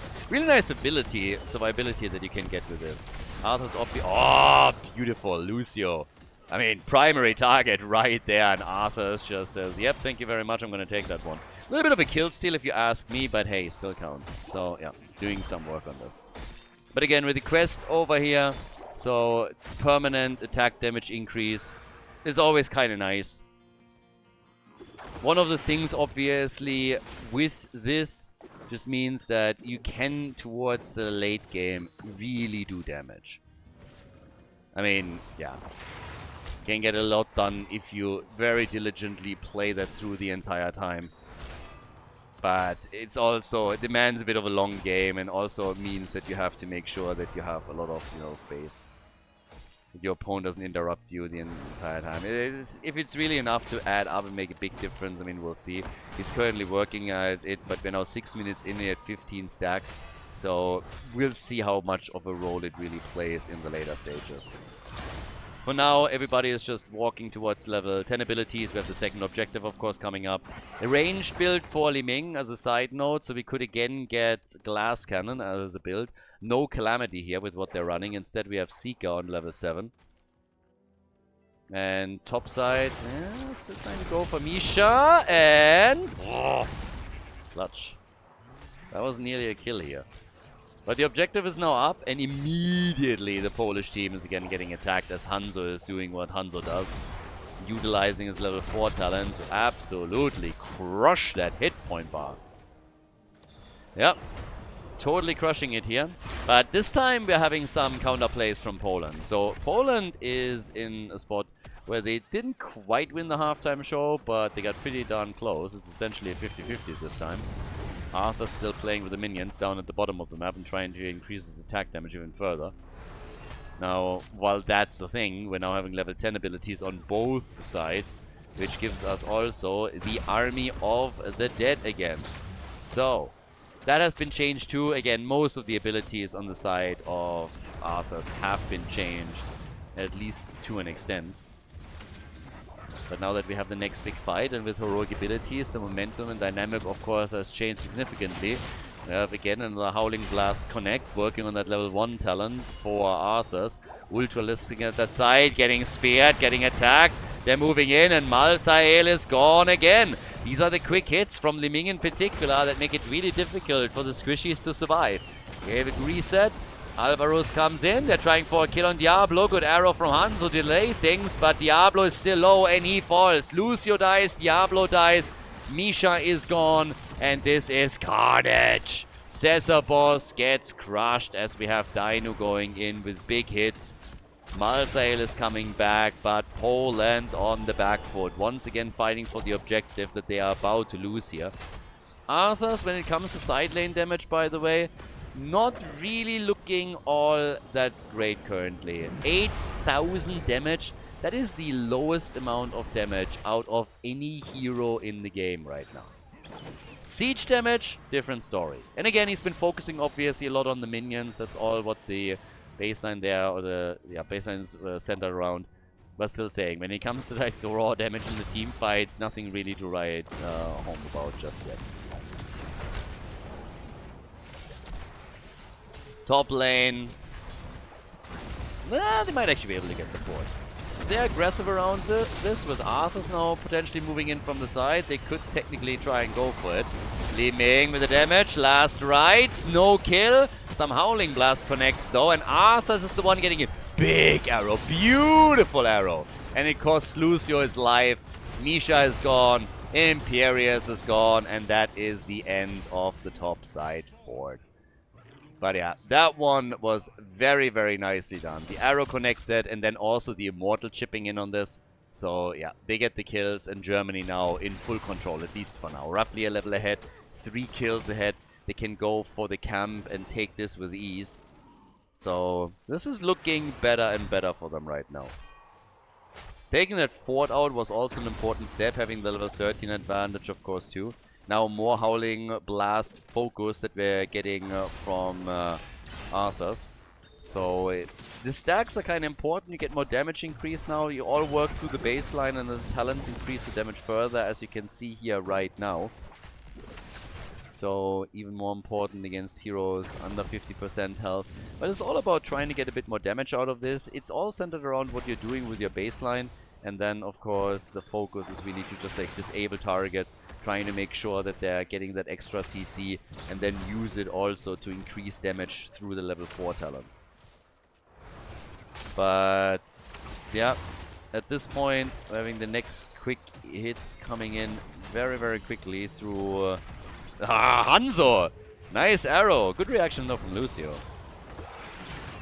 I kind of like that move though. They want to be aggressive. They want to be there. They want to do their thing here. And here comes Calamity. Not Calamity. Glass Cannon, as expected. I mean, we suspected it already as we saw the level 7 talent choice and the whole range build that they're going for here. So now, indeed, it is Glass Cannon that they're using on Liming in an attempt to get those quick kills.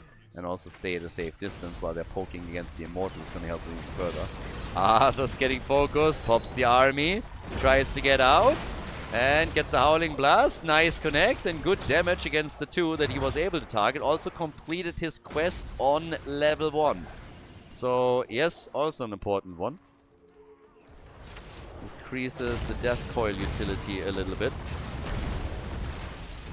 But you can tell that it's a little bit tricky at this stage of the game to really focus also on your stacks on the baseline and make that a proper thing. They got Kane is gone, and so is Malthael. 2 kills against Germany, and it might be more, it should be more, it will be more, because Diablo is not going to get out of this alive.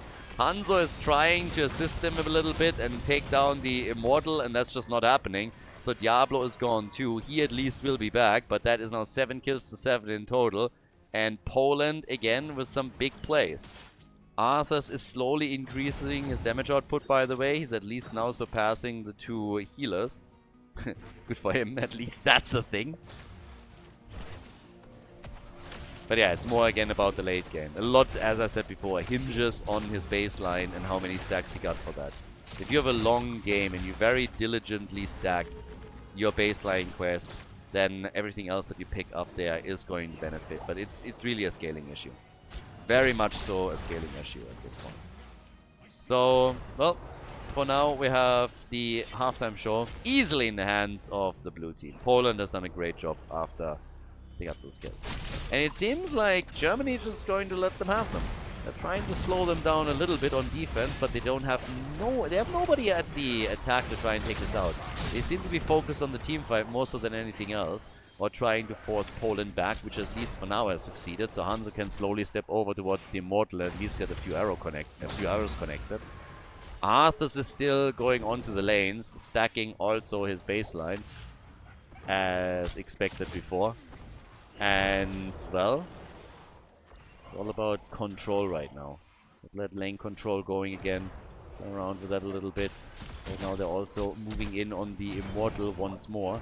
And they keep doing that, as they should, just to get Hanzo in position. Every single connect that you make is getting you a little bit closer to your goal here. And they might still win this one. This is a crazy thing. They might actually still win the Immortal if this continues.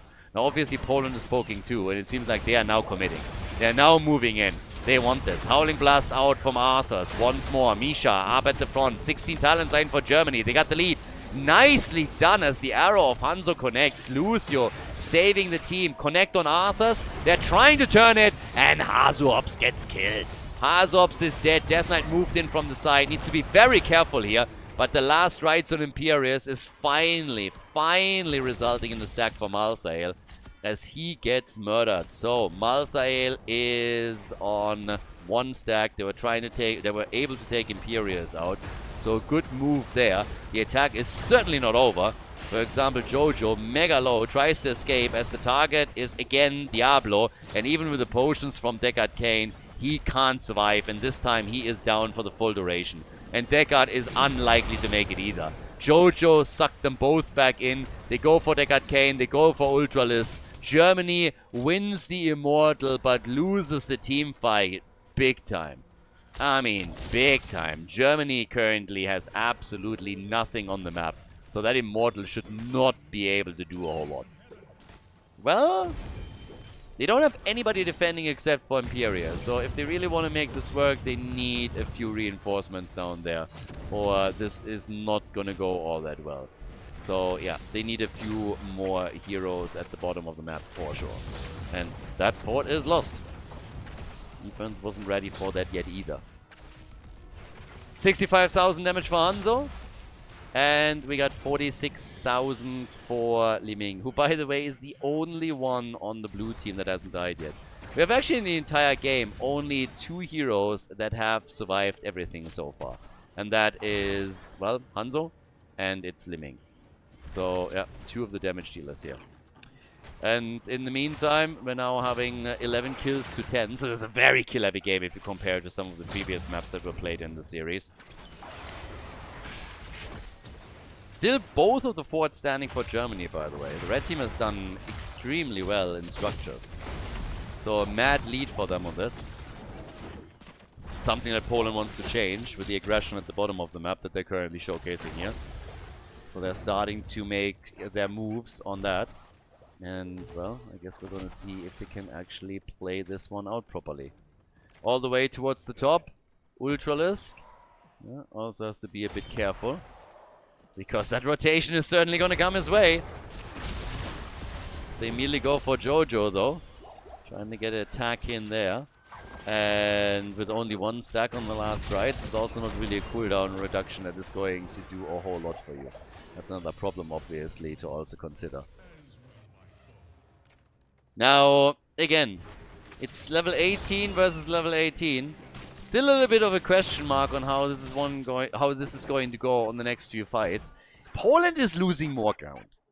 Poland is essentially losing their structures, one after another. They are doing okay in the fights. They are currently trading against the opponent's team fairly reliably. But the problem is, and just maintains the fact that every single time that these fights play out, at the end of the day, they're either losing the objective or they're losing structures in a different way. And this is starting to become a real issue. Once your forts are gone, that's the fountain that you're losing on each lane, and then it exposes your keeps just way too much. So this is essentially the crux of it. Level 20 talents, bit of a different story with that, of course, as well. As they are going to come in too. That's going to be more power spikes that we're talking about. Arthur's on level 60 now with the anti-magic shell. So more survivability for him at this point in time. But everybody is still dancing around Immortal. Trying to get kills here. Yep, Arthur's Howling Blast. And trying to do his thing with control. Has also popped the army. Sorry, no, has not popped the army. Well, no, did do the army. But we now have 78,000 damage for Hanzo. And, well, 50,000 on the other side. Arthas is actually down at the bottom of the map trying to escort some catapults in. That means he's missing in the middle. And all of a sudden, Diablo becomes the target. Arrow gets sucked up. Diablo is gone. And lost his stacks again. And that's the second kill. Malthael dies a moment later. So Poland, with a really important double kill at a crucial moment in time, has now a 5 versus 3 numbers advantage and is about to hit level 20 talents.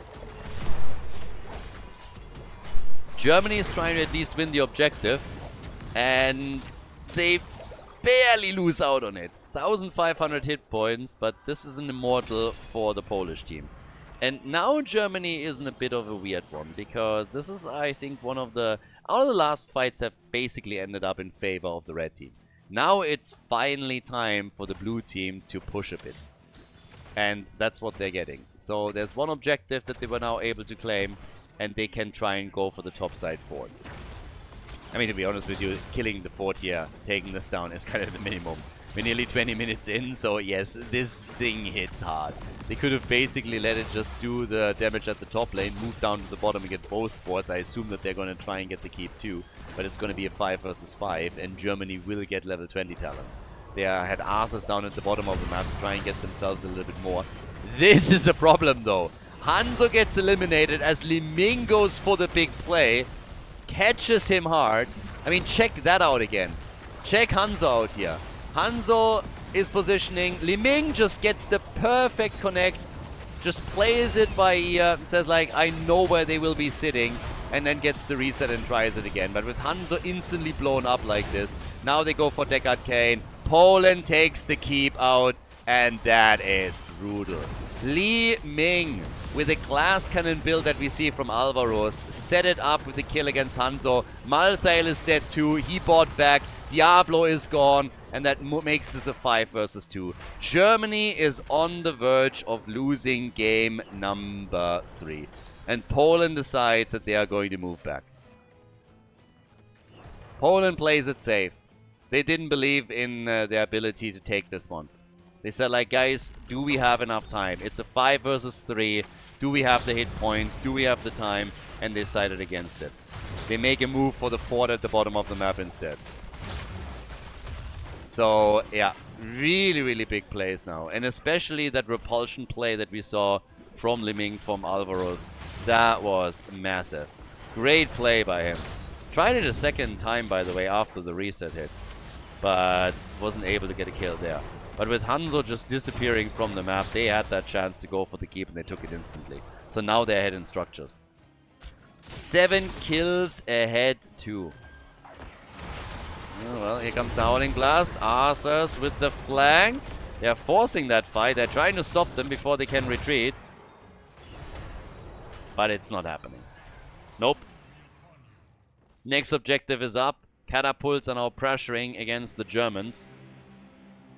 So, top side, double catapult. That one has to be taken out. And over here, yeah, camps of course on both sides, still possible. Very safe play from Arthurs, by the way, not even running through the lane. Just trying to stay out of vision as much as he can.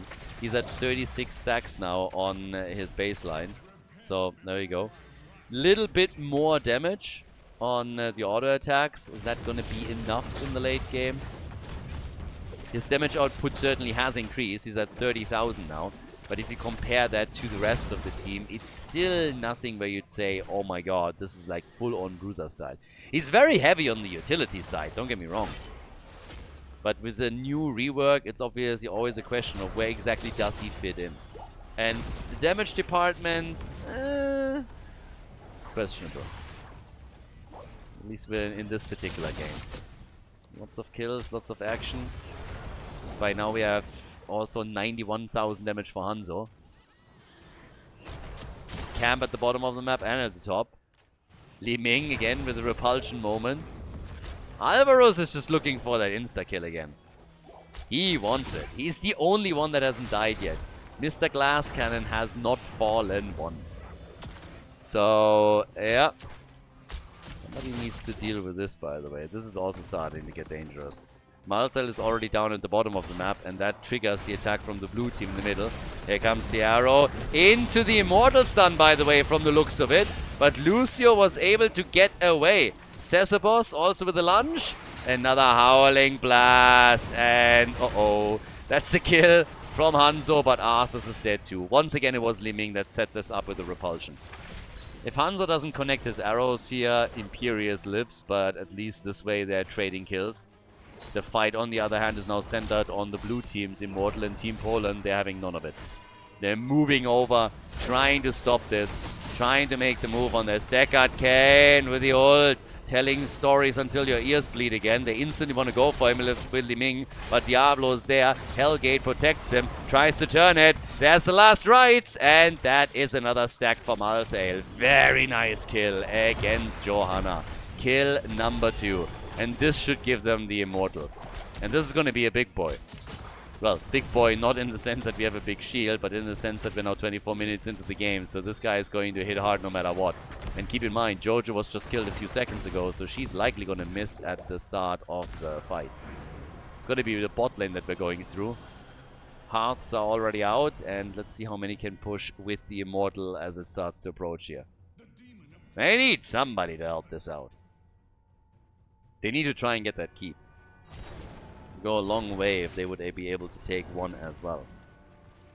Arthur's now again on 38 on the baseline. And it increases obviously the Howling Blast damage too. So, yep. On level 20 we're now also having the Legion of Northrend. And in comes the attack on the keep. Nice damage from the Immortal, but I don't think they can take the entire thing down. Not if the blue team focuses on the Immortal and claims it. And there it is. Ooh, 25 minutes on the clock. 30 kills in total. More than a kill per minute. And both of the teams still in a situation where they could easily lose the game here. It's game 3. Somebody is going to take the lead. The question is who will pull ahead on this one. It's always crazy how elimination games go. It's always nuts. I mean, again, you make one silly mistake and all of a sudden you are done for. We're now at 103,000 damage for Hanzo, 72,000 for Li Ming. Everybody is just dancing around, with the Polish team actually thinking to pressure for the keep from the looks of it. They want to take cape number 2 out. Malthael has just taken the camp at the top. Li Ming is opening up some space and making sure that there's no mini walls anymore. But they don't want to get too aggressive. And Germany is very passive here. Malthael has died 7 times, by the way. 7 times. Damn, that hurts. No. They're taking the camps out of the top lane pretty easily. Next objective announced again, so 30 seconds on the clock before we're going for an Immortal chase again. And that of course means you want to have your Shamans at least. So they're claiming that. But this could be the one to end the game. It's going to be a 27-28 minute Immortal, maybe even later than that. So let's see what they can do here. Which team is going to get the shots in? The camp is defended very quickly. So the mercenary camp taken out. That shaman is already gone. Very easily destroyed. No problem here. Now it's more of a defensive posture around the Immortal, and now everybody is going to start trying to make the play here. Also, we have seen Germany defend their own camp at the bottom of the map, so it's not really a problem for either team. Both have taken the shamans out, so it's all about just like trying to poke. And Hanzo is, of course, instantly starting to do exactly that, as he gets one ability through after another. But the blue team, they have to decide when exactly they want to make their own play. If they're going to send Raxa in again, and they're gonna go for the kill command here. Arthur sitting over on the side.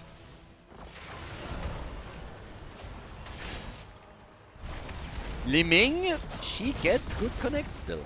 Good hits in that will have to be held out by all the potions. Top lane, you can see the catapults already pushing against the red team score. So this is exactly the problem. That top lane where the keep was destroyed earlier is currently Germany's Achilles heel. And that's a double catapult. There's a double catapult any moment on the core. Could be a triple. Misha is lost. Now they go for Imperius. But Germany is running out of time at the top lane. That's an actual problem. There's a third catapult moving in. If Poland can delay this further, it would be big for them. Halftime show victory right here. Triple catapult needs to be dealt with right now. We're 28 minutes in. Core hit points will be lost. Malthael is on the way. Arthas is gone because Malthael had to move back. The core is already down at 70%. Now Deckard Cain falls. And Poland's Winion at the top lane empower them massively. The core is down to 45%. And 2 of the heroes of Team Germany have been taken out. The Dark Wolf dies too. He at least was stacked, so his baseline quest gets reset. But he is now a weak kitten. Hanzo gets attacked again, but now it is time for the Polish team to say, okay, boys, we still got this. Malthael moved in and wants to connect. He doesn't get it. That's the end of him, and this will be the end of this third game. Poland, they got it. They got the lead again. They initially took the lead with the 1-0 as the series started.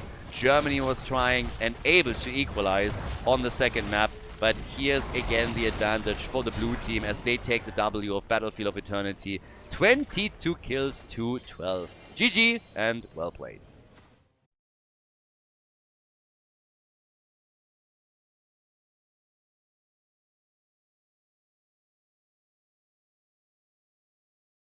Poland is in the lead again. Germany is behind. It is match point for the blue team. Quick reminder, in the round robin, in the top 8, we had Poland, the only team that took Germany out. Now again, there's always that caveat that 2 of the teams forfeited their match against Germany because they didn't get enough players together on the play day.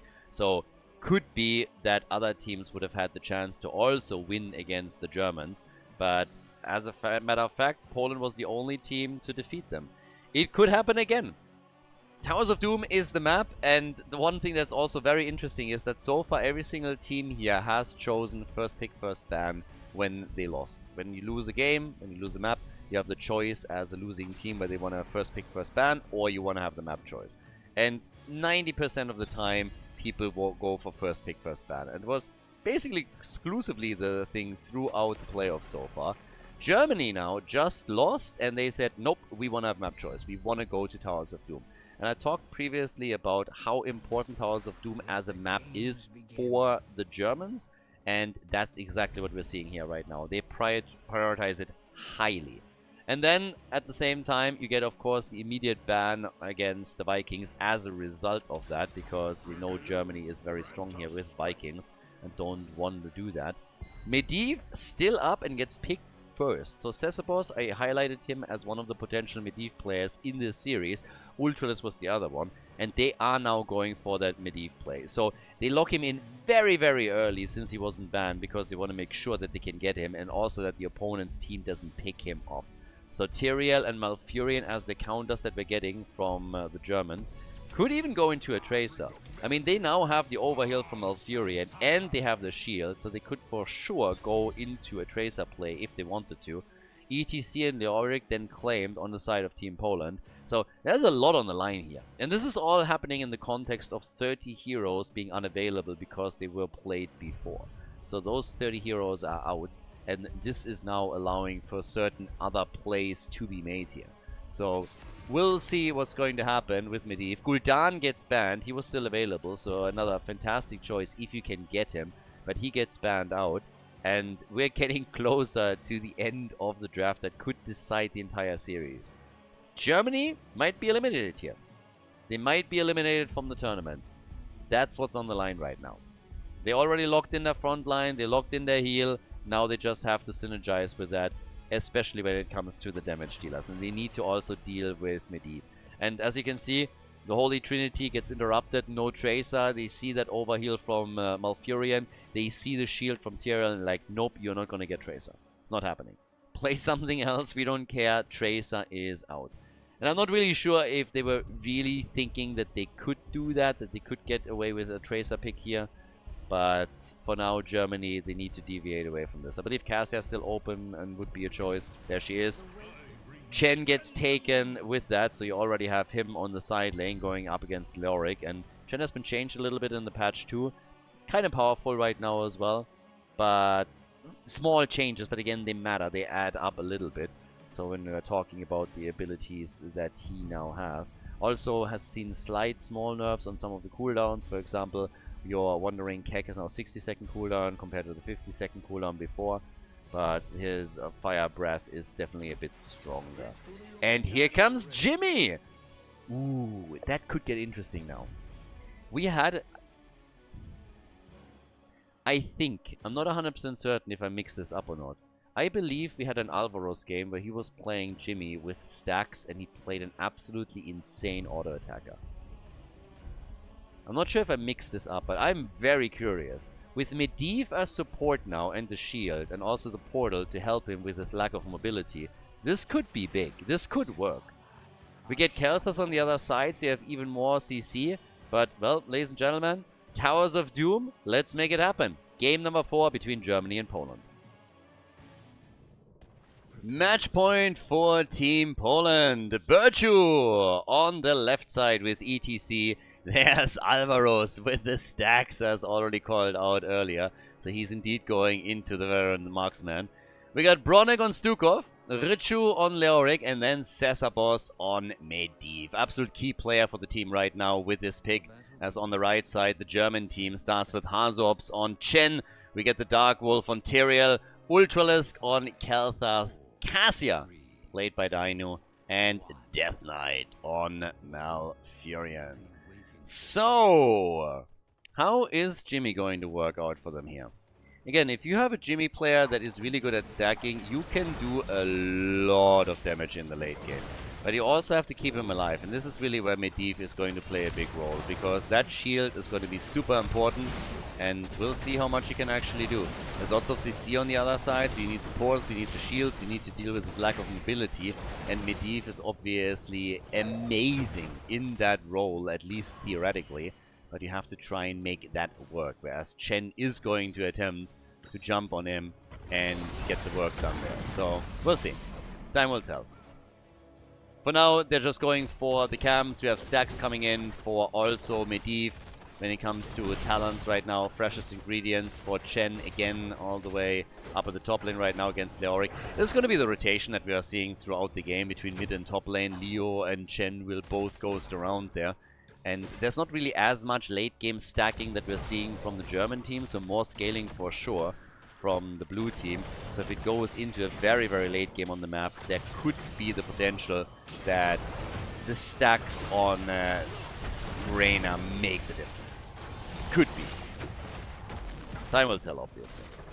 For now, it's not really too much that is going to get there, but yeah, we've got 12 stacks for Medivh, so that's already him off to a good start. Jimmy, heavily attacked, living bombs too. But again, he is slowly getting the damage together. As long as the red team is willing to brawl with them, the better for them. But ETC gets caught and killed.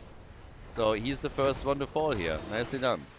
Good kill by Germany. Their quest is, of course, to win 2 in a row now. They've fallen behind again and they need to win now 2 maps in a row in order to make it into the next round of the playoffs. If they lose here, then this is it. They would be out of the tournament, which again, still would be insane. These players have basically made it into the final of every tournament, or like 99% of the tournaments that they played over the last, I would say, 2 years. So them potentially being eliminated here is kind of crazy.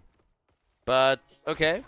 We're now having still nice stacks for somebody like Medivh, which is actually pretty impressive. He's sitting at 20 stacks here. Now, obviously, this can all be lost once he gets killed. But let's see if he can maybe hold on to this. There's a blind from Cassia that at least needs to be mentioned. Again, it's nothing like a hard count or anything of the sorts, but it could, in a big team fight, also make the difference between the teams.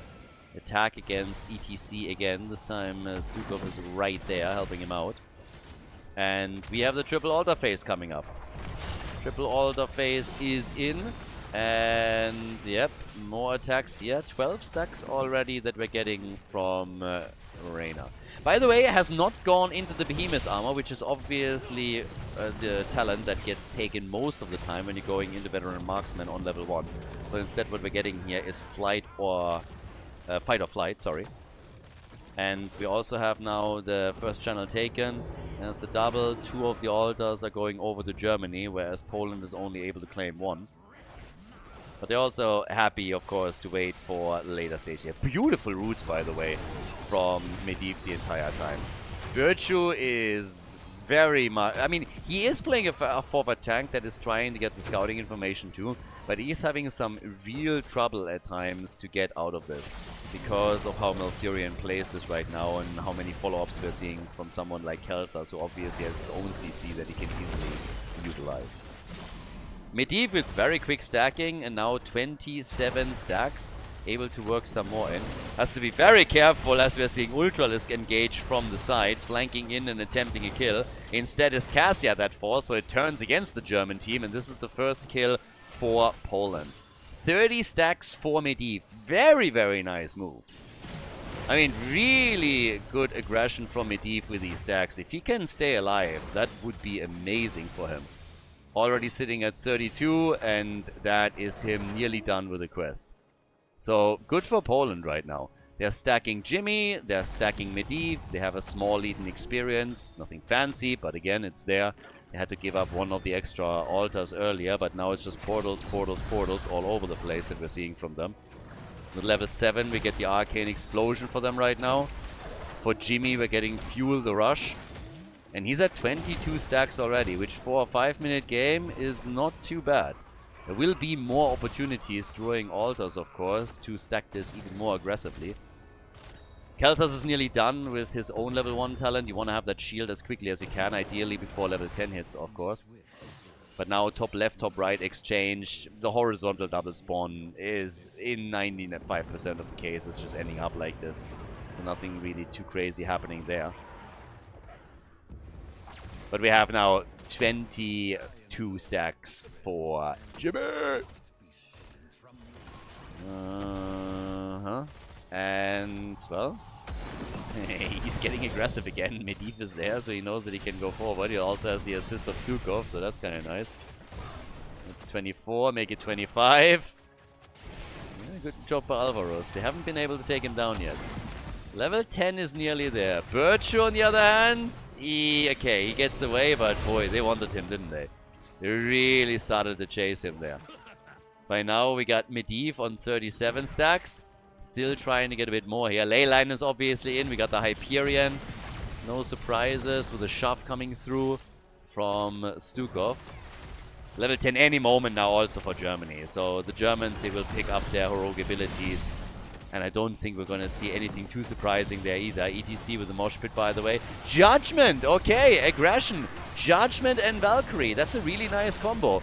Judgment, Valkyrie, plus on top of that. Ooh, wow, he actually survived. Damn. I thought he would die to the explosion. Judgment, Valkyrie, and we get a Twilight Dream. Okay. If you get hit by all three of those, you are toast. You are absolutely toasted. So this could get a bit wild. Damage-wise, we have 20,000 for Cassia, 16,000 for Reyna. He's obviously still stacking. And then it's not too shabby when we're looking at someone like Medivh, still at 10,000 too, wants to of course complete his quest first before he plays this a bit more aggressive, but he's 3 stacks short. Cesar Boss plays the slow, gets 1, stays in the back here. Chen comes in, gotta be careful, could use his ult, but instead gets used as target practice. There's the Entomb, and he has to kick out. And Jimmy gets big damage in. Hazu nearly dies here. Shove comes out, there's the Mosh Pit, and that is the end of Ultralisk. Quest completed for Medivh. Ultralisk is gone, and it's some easy stacks also for Reyna. So this was a huge fight actually for the Polish team. They complete the quest of Medivh, they get more easy stacks in for Jimmy, and they're getting a kill on also Kelthas. So they have the advantages right now on this. There's another altar that got channeled by Germany though, so it's now 32 points on the core against 24. And that is of course where the blue team is currently, I guess, suffering a little bit. But it was still nicely done. So Jimmy has to be a bit careful here. Yeah, tries to push them back from ETC. He's the one that gets targeted the most. I mean, he's a squishy frontliner. He can really prepare a whole lot of things very well, but he also can struggle. So right now, Jimmy gets kegged. Chen, where's those portals when you need them? Twilight Dream! And Stukov is dead. Yeah, too much happening all over the place here. They were trying to go for Jimmy too, but he at least was able to escape. They got Stukov on the other hand, so Germany now with 2 kills to 2. Still half a level behind in experience, but level 13 will kick in quickly. We get the virulent reaction, by the way, so a bit more CC with the Gimme More by Jimmy. But a big attack now coming at that bottom bell tower from Germany as they're trying to get the value done. So, yeah, there it is. More aggression from the Polish team as they're pushing the Germans back. But the altar spawn is there. And there's only so much that Poland can, of course, give up. Leyline is already out, so they get more damage in on Tyrael. That's an easy one. Valkyrie gets used against ETC, uses the portal to get back out. Instantly, we have Germany back. Chen at the top lane, trying to defend against Leo. And Leo wants this one. Leo wants it, Leo gets it, and might even... Nah, he's not getting the solo kill. He got close, though. But that's a 5 versus 3 bell tower situation now in favor of Poland. So Poland is certainly starting to gain some momentum here. If they can get the channel, that would be fantastic. Ultralisk gets murdered Ultralisk is gone. Hyperion used and the 5 shots fired against the Germans. Team Lederhosen now on 27 points on the core against 24. And the lead in experience is being extended by the Polish team. They are on a full level lead right now. And obviously, if you're looking at the damage output, Jimmy is increasing pretty significantly here. You can say the same, of course, about Cassia, but I think the gap is closing. The more stacks are coming in. That's a great catch, but Medivh again with an insta portal. I mean, immediately ready. The Valkyrie just barely connects. It's not nearly done yet, and immediately, bam, there's your shield. Here's your portal. See you later. The portal plays that we're seeing from Cesarpos, absolutely amazing. So many cool plays that he already executed with. And it just shows why in previous matches, Medivh was reliably banned out against him. So Cesarpos really with massive utility for the team. Now they're trying to retake the bell tower at the top, and that is going to happen. But now at the bottom of the map, the attacks, they keep coming. They're opening up another wall. They still have, of course, the Hyperion. They can play around in the moment. Cooldown isn't quite back yet. 20 more seconds missing, but that's the gate gone. So Medivh with the vision once again. ETC, that's the portal. Judgment is in. There's the shield. Nice to hold that back, and ETC gets out. Valkyrie! I love the follow-ups that we're getting from Germany. They're really layering a lot of the attacks to make sure that Medivh uses his cooldowns, and then they're trying to play around them. So it's really cool to see that happen. But the Polish team, and especially Medivh, is also doing a very good job trying to hold back as much as they can for as long as they can. Bounty Hunter is now in. Bottom all dice channeled through. 4 shots fired, and that's in total 8 against the red team. They want that bell tower back, so now they have the Hyperion in. It's all about the attacks again. Jimmy on the run. And gets the portal to easily escape here once again. But the chase is on. The chase is on. Here comes the Keg, baby. Keg is in. Bye-bye, Stukov. I don't think he can make it here. Stukov is done. That was just a little bit too much for Medivh to handle. Stukov is gone. But that also means that they abandon the top lane. And with the Inspire buff procced on the minion waves here, Leo is getting more damage in. So they're hoping for a bell tower conversion at the bottom of the map to make up for it. And technically speaking, bot lane control is always more important than top lane control, because you have 2 mercenary camps traveling through this one compared to the one at the top. But it's still a 4 versus 4 situation now on the map. And Germany has fallen behind in core points. Not by much, but they are a little bit behind for the first time in the game. Jimmy on 43 stacks right now. Just trying to bring this back here. Yeah, and they're defending. Yeah, they are defending this. But this also would allow Jimmy to get more stacks in. I mean, look at the damage that he gets in against Tyrael here. That is some nasty stuff. Gets 3 more stacks in that last encounter. Judgment is on against ETC, who tries to escape here. And in the meantime, we're having Chen just sitting at the side, getting hit. Same true for Ultralisk. Lots of hits. And the Pumpkins made it through. Germany with very nice pressure now. Fantastic pressure by Germany. And they are keeping the blue team at bay. So Poland is a very awkward spot now, especially since the double altar spawn has just started. ETC interrupted. Unfortunate. But they get some damage in on Chen. Oh my god, the trap. And Chen is dead. No chance here. Each team is going to get a channel. Bottom altar has already successfully been channeled by Germany, but Poland is now doing the same. So they're putting the German team down to 12. And they want, of course, the bell tower back. 50 stacks by now for Arena. And he's at 45,000 damage. The single target damage that we're getting from him is absolutely serious. Let's not forget that there is the lead in experience as well. Haven't really talked about this again too much, but that experience lead is a big deal.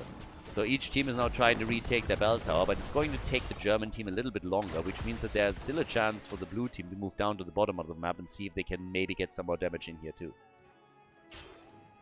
Now that's problematic. Cassia on 54,000. So the red team, they didn't want to let this happen. So they actually abandoned the top lane for just a second. and let Chen do the same thing. It's going to take him a little bit longer, but he is going to be able to pull that off. There's still stuff up on the map that they're all going for. So Chen is trying to hold on to this. Problem is really that level 20 talent that we're now soon going to get for the Polish team. It's a big gap in experience. It's a window that you can definitely use. Chen still trying to retake here.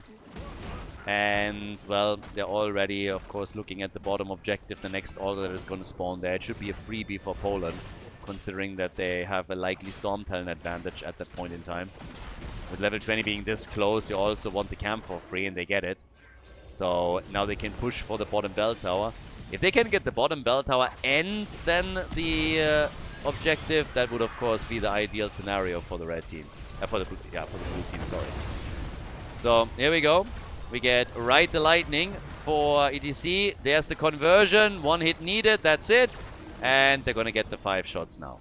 Nicely done. So Stukov is the one moving down to the bottom of the map, and that puts the Germans down into the single digits. And I guess you could still try and go for the boss. There is Chen, of course. He's a problem. 7 points to 13 now. And control the bottom of the map. Jimmy has gone into the Raiders' role over here. So it's all about survivability for him right now. And yeah, his damage output will increase as the game continues. We're 16 minutes in and he's at 51 stacks.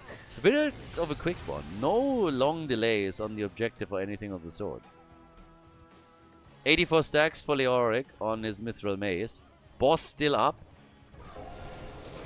On top of that, we are looking now at the upgrade with Judgment, Angel of Justice. We also have the Flamethrower and Astral Communion. Gotta be careful of Malfurion here. Gotta be very, very careful that he's not the one to utterly destroy you with a good ult.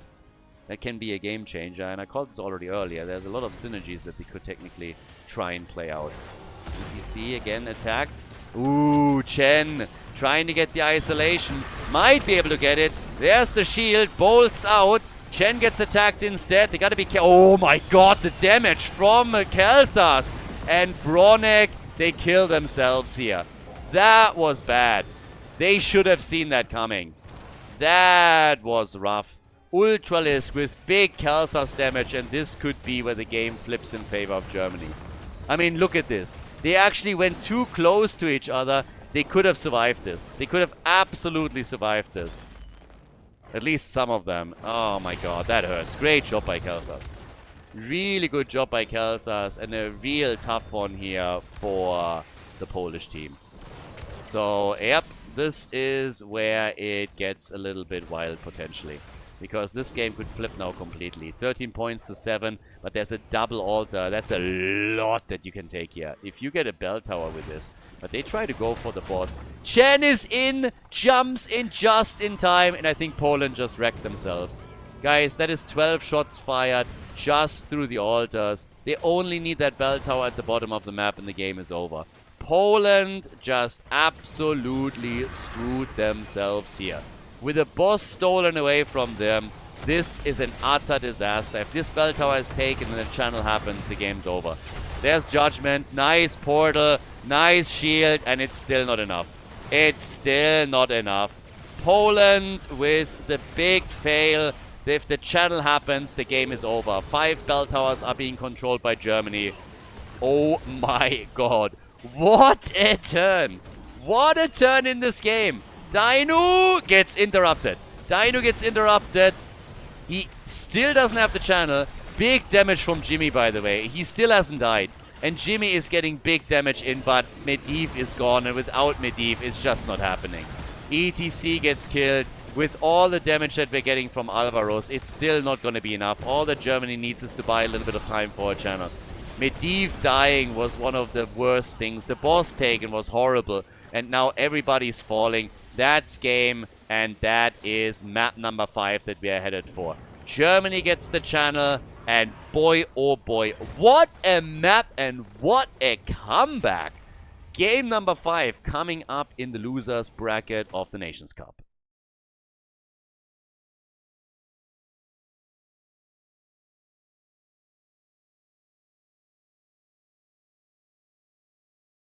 Tomb of the Spider Queen, ladies and gentlemen, map number 5. Here it is, the final map in this series. It is the loser's bracket and one of these two teams gets eliminated right now. So, Team Poland, Team Germany, they're going the distance and it's gonna get wild. Very, very curious to see how this is now going to play out for the two teams, especially after Poland just had a big opportunity to kick Germany out of the tournament and advance in the lower bracket. We'll see how that goes, but it's going to be fun because 40 heroes are now out, which means you really have to start dig deep in order to get yourself a cool draft together. Thrall, for example, banned right now because in this context, especially on a map like Tomb of the Spider Queen, where he can make easy rotations happen to go for his stacks, here he is still quite strong. If you get to those 125, he still gets a lot of damage out. So this is very easy on a map like Tomb, therefore the ban, and Stitches gets banned out as well. I would assume that we're going to get maybe a ban against Gul'dan too. He was banned on the previous map, and now with Chromie already taken out, he is probably one of the top mages that you can get here. Mephisto is still up, there's a few others available, but Gul'dan would be a really nice pick even in game number 1. I still can't believe, by the way, how Poland played out the late game on Towers of Doom. It really felt like they had this, not in the back, but basically a good opportunity here. Gul'dan is the first pick, as expected. I really thought they would ban him. They decide to ban Cho'Gall, which isn't necessarily a bad ban either, because we are now in game number 5, and we've seen a lot of teams that utilize Cho'Gall in a tournament format like this later on. So Gul'dan is in. We got Hogger and Varian immediately taken. So with Varian, you are now looking again to lock down targets with your taunt and then blow them to pieces pretty quickly. But yeah, it's still crazy. Game 5. Ooh, the double support. Uther and Oriel. Okay, seems like we're gonna get our Uther main tank. 2 supports taken. Also kind of forcing Germany a little bit into a certain support role. I mean, Alexstrasza is still up, Morales is still up. He could still go for Lili. So there's still a few available, but those are 2 big ones for sure. So we're going Uther main tank apparently on this one. It's a wild series. It really is.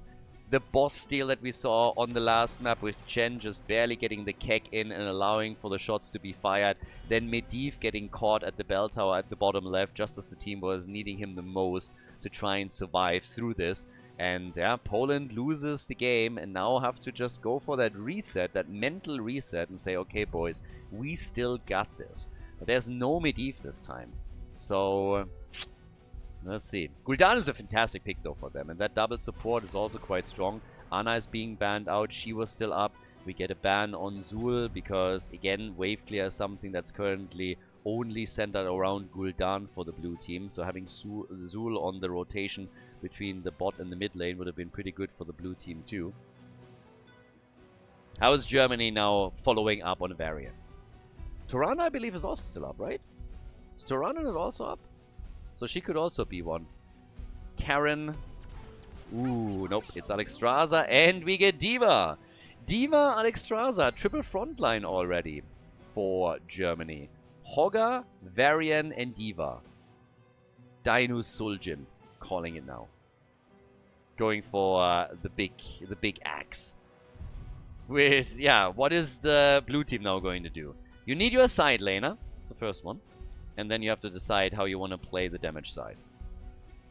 So, we get Mephisto, double mage, Gul'dan, Mephisto, and Sonya. With Uther as the main tank. Okay, we have a double mage there and Sonya on top of this. With a double support behind it. Ooh, here we go. So, ladies and gentlemen, the final pick is going to be an auto attacker. We have still a couple of options, even outside of Suljin. That was more so thrown in as a bit of an X-Factor pick. I don't think we're seeing this. You have Trace around, even if you wanted to. Highly doubt that, but still. Last pick. It is Suljin. There it is. Suljin called it. Suljin is in, and, well, with that, it is time for Tomb of the Spider Queen, the final map in the series between Poland and Germany. Here we go. Team Poland on the left side in blue with Alvaros on Gul'dan. We get Birchu in the main tank, Uther, Cesabos on Mephisto, Richu on Sonya, and Bronick on Oriel. Off we go, ladies and gentlemen. It is the Polish team on the left side. Over on the right, in red, Germany, Hazorps on Diva. We get Dainu on Suljin. We got Ultralisk on Hogger, the Dark Wolf on Varian, and of course, Death Knight on Alexstrasza. Double Mage, plus double support on the side of Team Poland. Together with Sonya, who obviously is also able to get quite a bit of damage out. And yeah, let's see how this is now going to work out for Germany. They kind of brought it back twice. Lost map number 1, tied the score. Lost map number 3, tied it again. Is the pattern holding? Will Poland take the 5th one, or is Germany able to break the spell here and advance? Whoever loses this map is out of the tournament. Fellflame build for Gul'dan. And, well, all the way up at the top. Ooh, Varian! No! Varian is gone. He's the first victim in the game. So he has first blood right there. A little bit too much damage for him to handle and for Alexstrasza to heal out. Ultralisk dealing with a camp. Pong, pong, pong, pong, pong. Okay, and is able to get it. For a second, Death Knight was just like, I think you might need some help over here. But they're looking alright so far. Now, 1 kill for the blue team. Nothing really too fancy just yet, but obviously not the best start for the Germans. Doesn't really matter a whole lot since the experience gain for the Polish team is tiny. But cam is now taken for the 2 of them. And it's all about stacking. And of course, especially in the case of Gul'dan, you want to also make sure that you're not losing out on any of these stacks. You need to complete this without dying. So this is going to be one of the first priorities. When we talk about Suljin, they actually went straight into the recklessness here. It's also about getting their stacks for level for the baseline and get that damage going. So they decided that they want to have that auto attacker, and they do. Then on the other side, they now have to deal with that pressure from both Mephisto and from Gul'dan. And in later fights, Sonya is going to be a pretty strong frontline unit to deal with as well. With a triple frontline claimed by Team Germany, very likely we're going to see her with Wrath of the Berserker. Obviously, by level 4, we now have Varian with Taunt, so this is where things are getting interesting. We need to get that damage in. And honestly, it's a question of what exactly Suljin is going to do. Because given the fact that they're playing Taunt here... Uh-oh, Virtue! That's a kill. Given the fact that they play Suljin and Taunt, they could go into Guillotine. I'm not sure if that's really what we're going to see, but at least in theory, that's an option. That's something that you could do. Now, well, we have level 5 on the board. First turn-ins are slowly happening. A couple of gems are being delivered. Richu is interrupting, yeah, Diva, and that was needed. That was honestly... I was for a second really thinking, is he not aware what's happening? Is he gonna just let that slide and let them turn in this many gems for free? But yeah, gets the interrupt in. Right now we're having down at the bottom of the map, Sonya getting targeted actually. As 18 stacks, gets taunted and falls. Gems at least are being recovered. Bronick is able to cover the majority of the gems here, so that's a big plus. Losing a hero, not really that big of a deal, as long as the death timers are still low. But it's a much bigger problem if you're losing 18 gems in the process. There's the first turn. Ultralisk makes it happen, and Cesabos, he's gonna die, isn't he? Yep, there's the explosion. They're recovering the gems again. Gul'dan is done with the quest, so that's at least good news on that front. He is able to complete the quest. By now we have Arcanite access as well. 13 stacks already for Suljin. And Germany is doing fairly okay so far. 3 kills to 1, and they got the first objective, so definitely an opportunity to take some of those structures out. Drop a few walls here. That is what they're going to do. The Germans on the move. I mean, right now, here comes Alexstrasza. They pop the Dragon Queen. They really want the pressure in the middle. And Diva is doing the same thing down at the bottom of the map, but you can already see Poland falling back here. and the two majors are in trouble, and Suljin is having none of that. Absolutely none of that. That's the end of the fort. First fort already destroyed, and by the way, this is not even the end of this push. So with the first objective alone, they get the wall destroyed at the top, they have the wall eliminated at the bottom of the map, mostly, and they destroy the fort. That's a huge win right now for the German team. And of course, this all comes with additional stacks for Suljin. That is fantastic for the late game prospects here. I am still very intrigued to see what happens around level 10. I personally do not like Guillotine at all. I really think it's a risk that's not worth taking. But if they feel that they need to get those kills and the burst damage from Suljin through a taunt, we might see them go for it. Taz Dingo, much safer option, really useful around level 20 then as well. And with Alexstrasza having Lifebinder, potentially, this is of course something where you can buy the extra time to get that full heal out. So we'll see how Dino plays it here. Has gotten the Siege Giants at the bottom of the map. And, well, by now, okay, we go the safe way. Taz Dingo, no Guillotine shenanigans. This is a serious game, serious picks. We're not taking any risks here. And we get the Cleansing Flame on level 10, so I'm not going for any lifetime as well. So Cleansing Flame is in, and we're having the Bunny Hop. So all safety for now, for Suljin at least.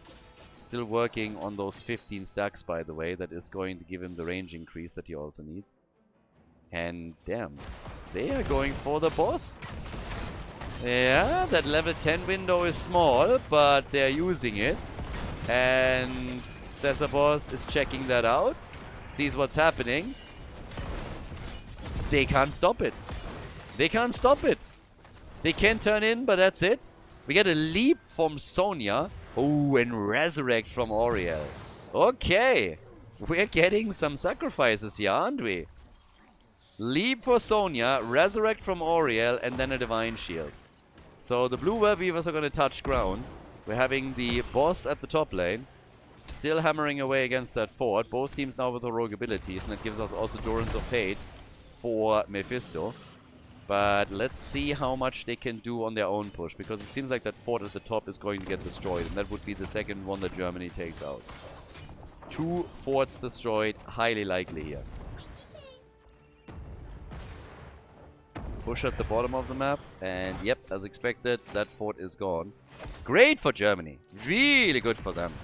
Diva Explosion, creating a little bit of space, a little bit of time, so that they can defend easier against this. And that first turn-in is not doing a whole lot for Poland. Poland is currently in a bit of an awkward spot. Whoa! Big jump, and not enough done here. They want the kill, they get the kill. I take it back. Okay, that was nicely done. That Divine Shield might have been a bit overkill, but still, that would have put it probably better on Gul'dan, if anything. He's still able to get out though. But they got one kill, and now they're getting chased into oblivion, even with the double support behind them. I mean, they make it happen and they survive. But that got difficult very quickly for them. Poland fighting as much as they can here. Imagine being in the lead just like twice and having also the match point earlier, and now having to fight for your tournament life again. Super frustrating. And of course then you also have Suljin stacking as he does here. Another taunt, Uther, Durance of Fate, Mephisto. They go in and drop Suljin. Another kill for Poland. Poland with the 2 kills. More pressure. Another leap. Cooldown is back. Diva gets dropped out of the mech again. But they have to be super careful. I mean, instantly the attack against Sonya here, for example. Now keep in mind, they got Resurrect, so they intend to use it, obviously. But the heals are there, and Germany still can't get that kill. You gotta be kidding me. What is going on? The Germans without the kills. They get the turn in, though. But yeah, lots and lots of damage coming from Germany in that last fight. And everybody is dropping low on the Polish end, but they just can't get that final hit in and can't lock that kill in. So now we have 30,000 damage for Gul'dan, who's obviously looking insanely strong here. But the Web Weavers are touching ground for Germany again, and they will push through that last remaining fort. And that is 9 minutes, 10 minutes into the game. All the forts on the blue team side are gone. No more forts for them. Attack through the middle right now. Leap is back, by the way. Could get used again. And by now, we also are looking at the next talent for Oriel. Claimed with a blinding flash over here. Main aggression at the bottom of the map. Sul'jin again, 16 stacks, 17 on his level 7 on the Arcanite axis. Has gone on level 13 into the Eye of Sul'jin, and they are getting the work done on that wall. Boy, that is the keep wall essentially destroyed. All of the forts are gone. So, yeah, they're looking very, very good when it comes to structural damage. And Poland has to fight back. They got a turn in. Poland has the gems for a turn in. They're looking at 77 right now. They need 55 to turn this in.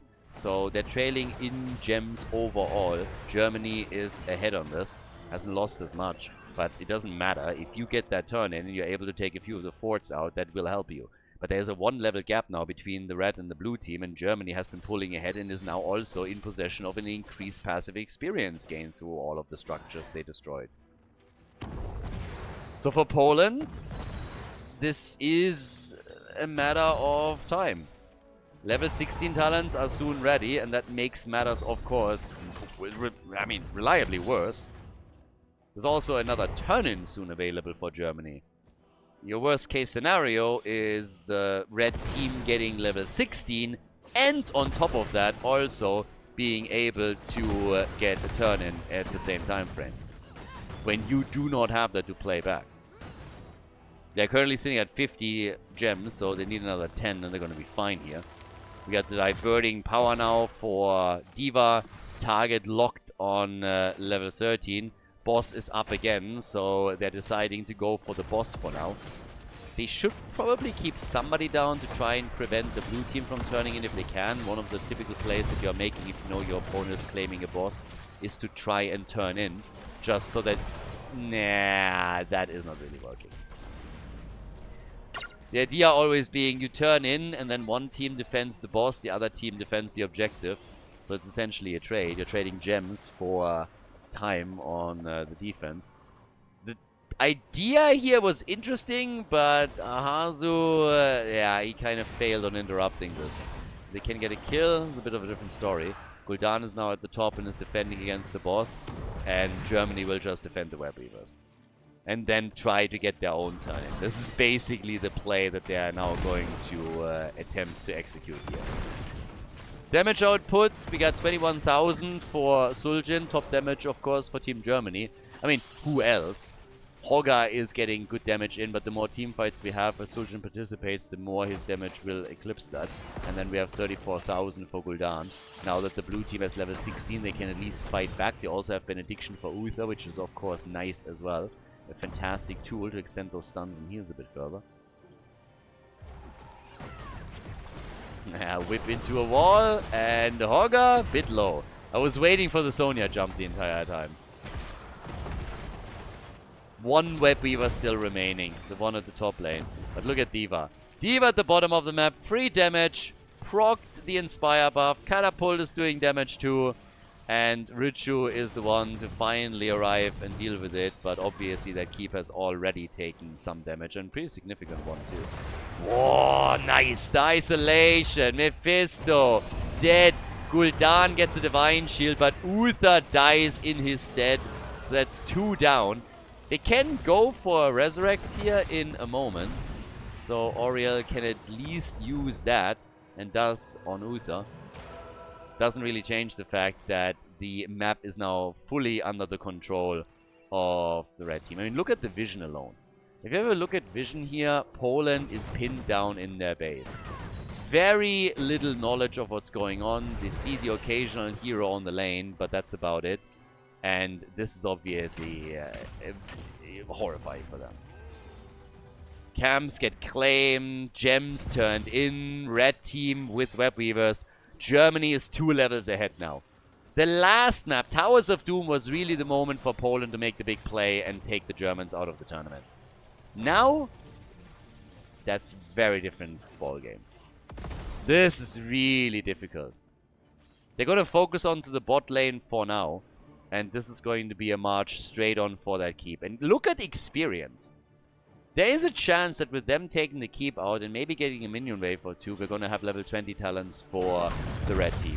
And then you have a massive window of opportunity for Germany. And all of this is playing out while Web Weavers might still be on the map. So here's level 20, right there, right now. Horrifying, horrifying situation for Poland. We get the Armani Resilience, we got the Ancient Flame, and they're already pushing straight up for the core. They want to see what they can do here. They have a Web Weaver in the middle of the map that does damage to the keep. They have even more damage up at the top side keep. Both of them under attack.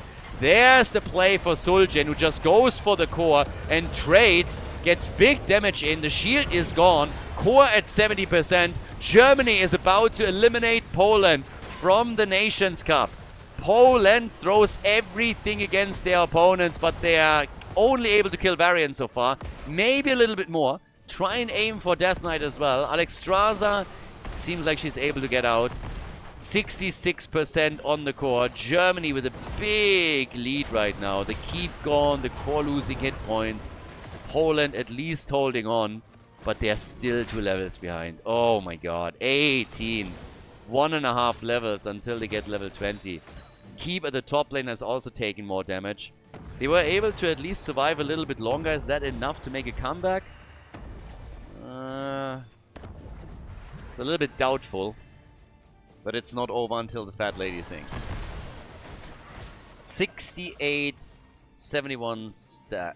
Yeah, well, they have the gems. They have the gems for a turn-in. But they really need to make it count if they get it here. Interrupts are happening. D.Va moving in. They want the kill. Ooh, big hits. And big enough? No. Nope, nope, nope, nope, nope. We got ablative power for D.Va as well. Still the level 20 advantage, and now it's a 5 versus 4, and they don't have Storm Talents. They're forced into a fight they really don't want. 38 gems on Gul'dan. He gets resurrected immediately. Divine Shield on Auriel. Gems are being picked up, and Gul'dan dies again. Dies twice in a row. And here comes Sul'jin and absolutely murders everything in his path. Gets targeted himself, but that doesn't matter anymore. Everybody is about to go down. Sonya dies. It's a 5-man team wipe. Germany breaks the pattern. They win 2 games in a row and seal the deal. Poland is eliminated, comes in 4th place at the Nations Cup as Team Germany moves on to the next round of the losers bracket with a 3-2 victory over Poland. GG and well played.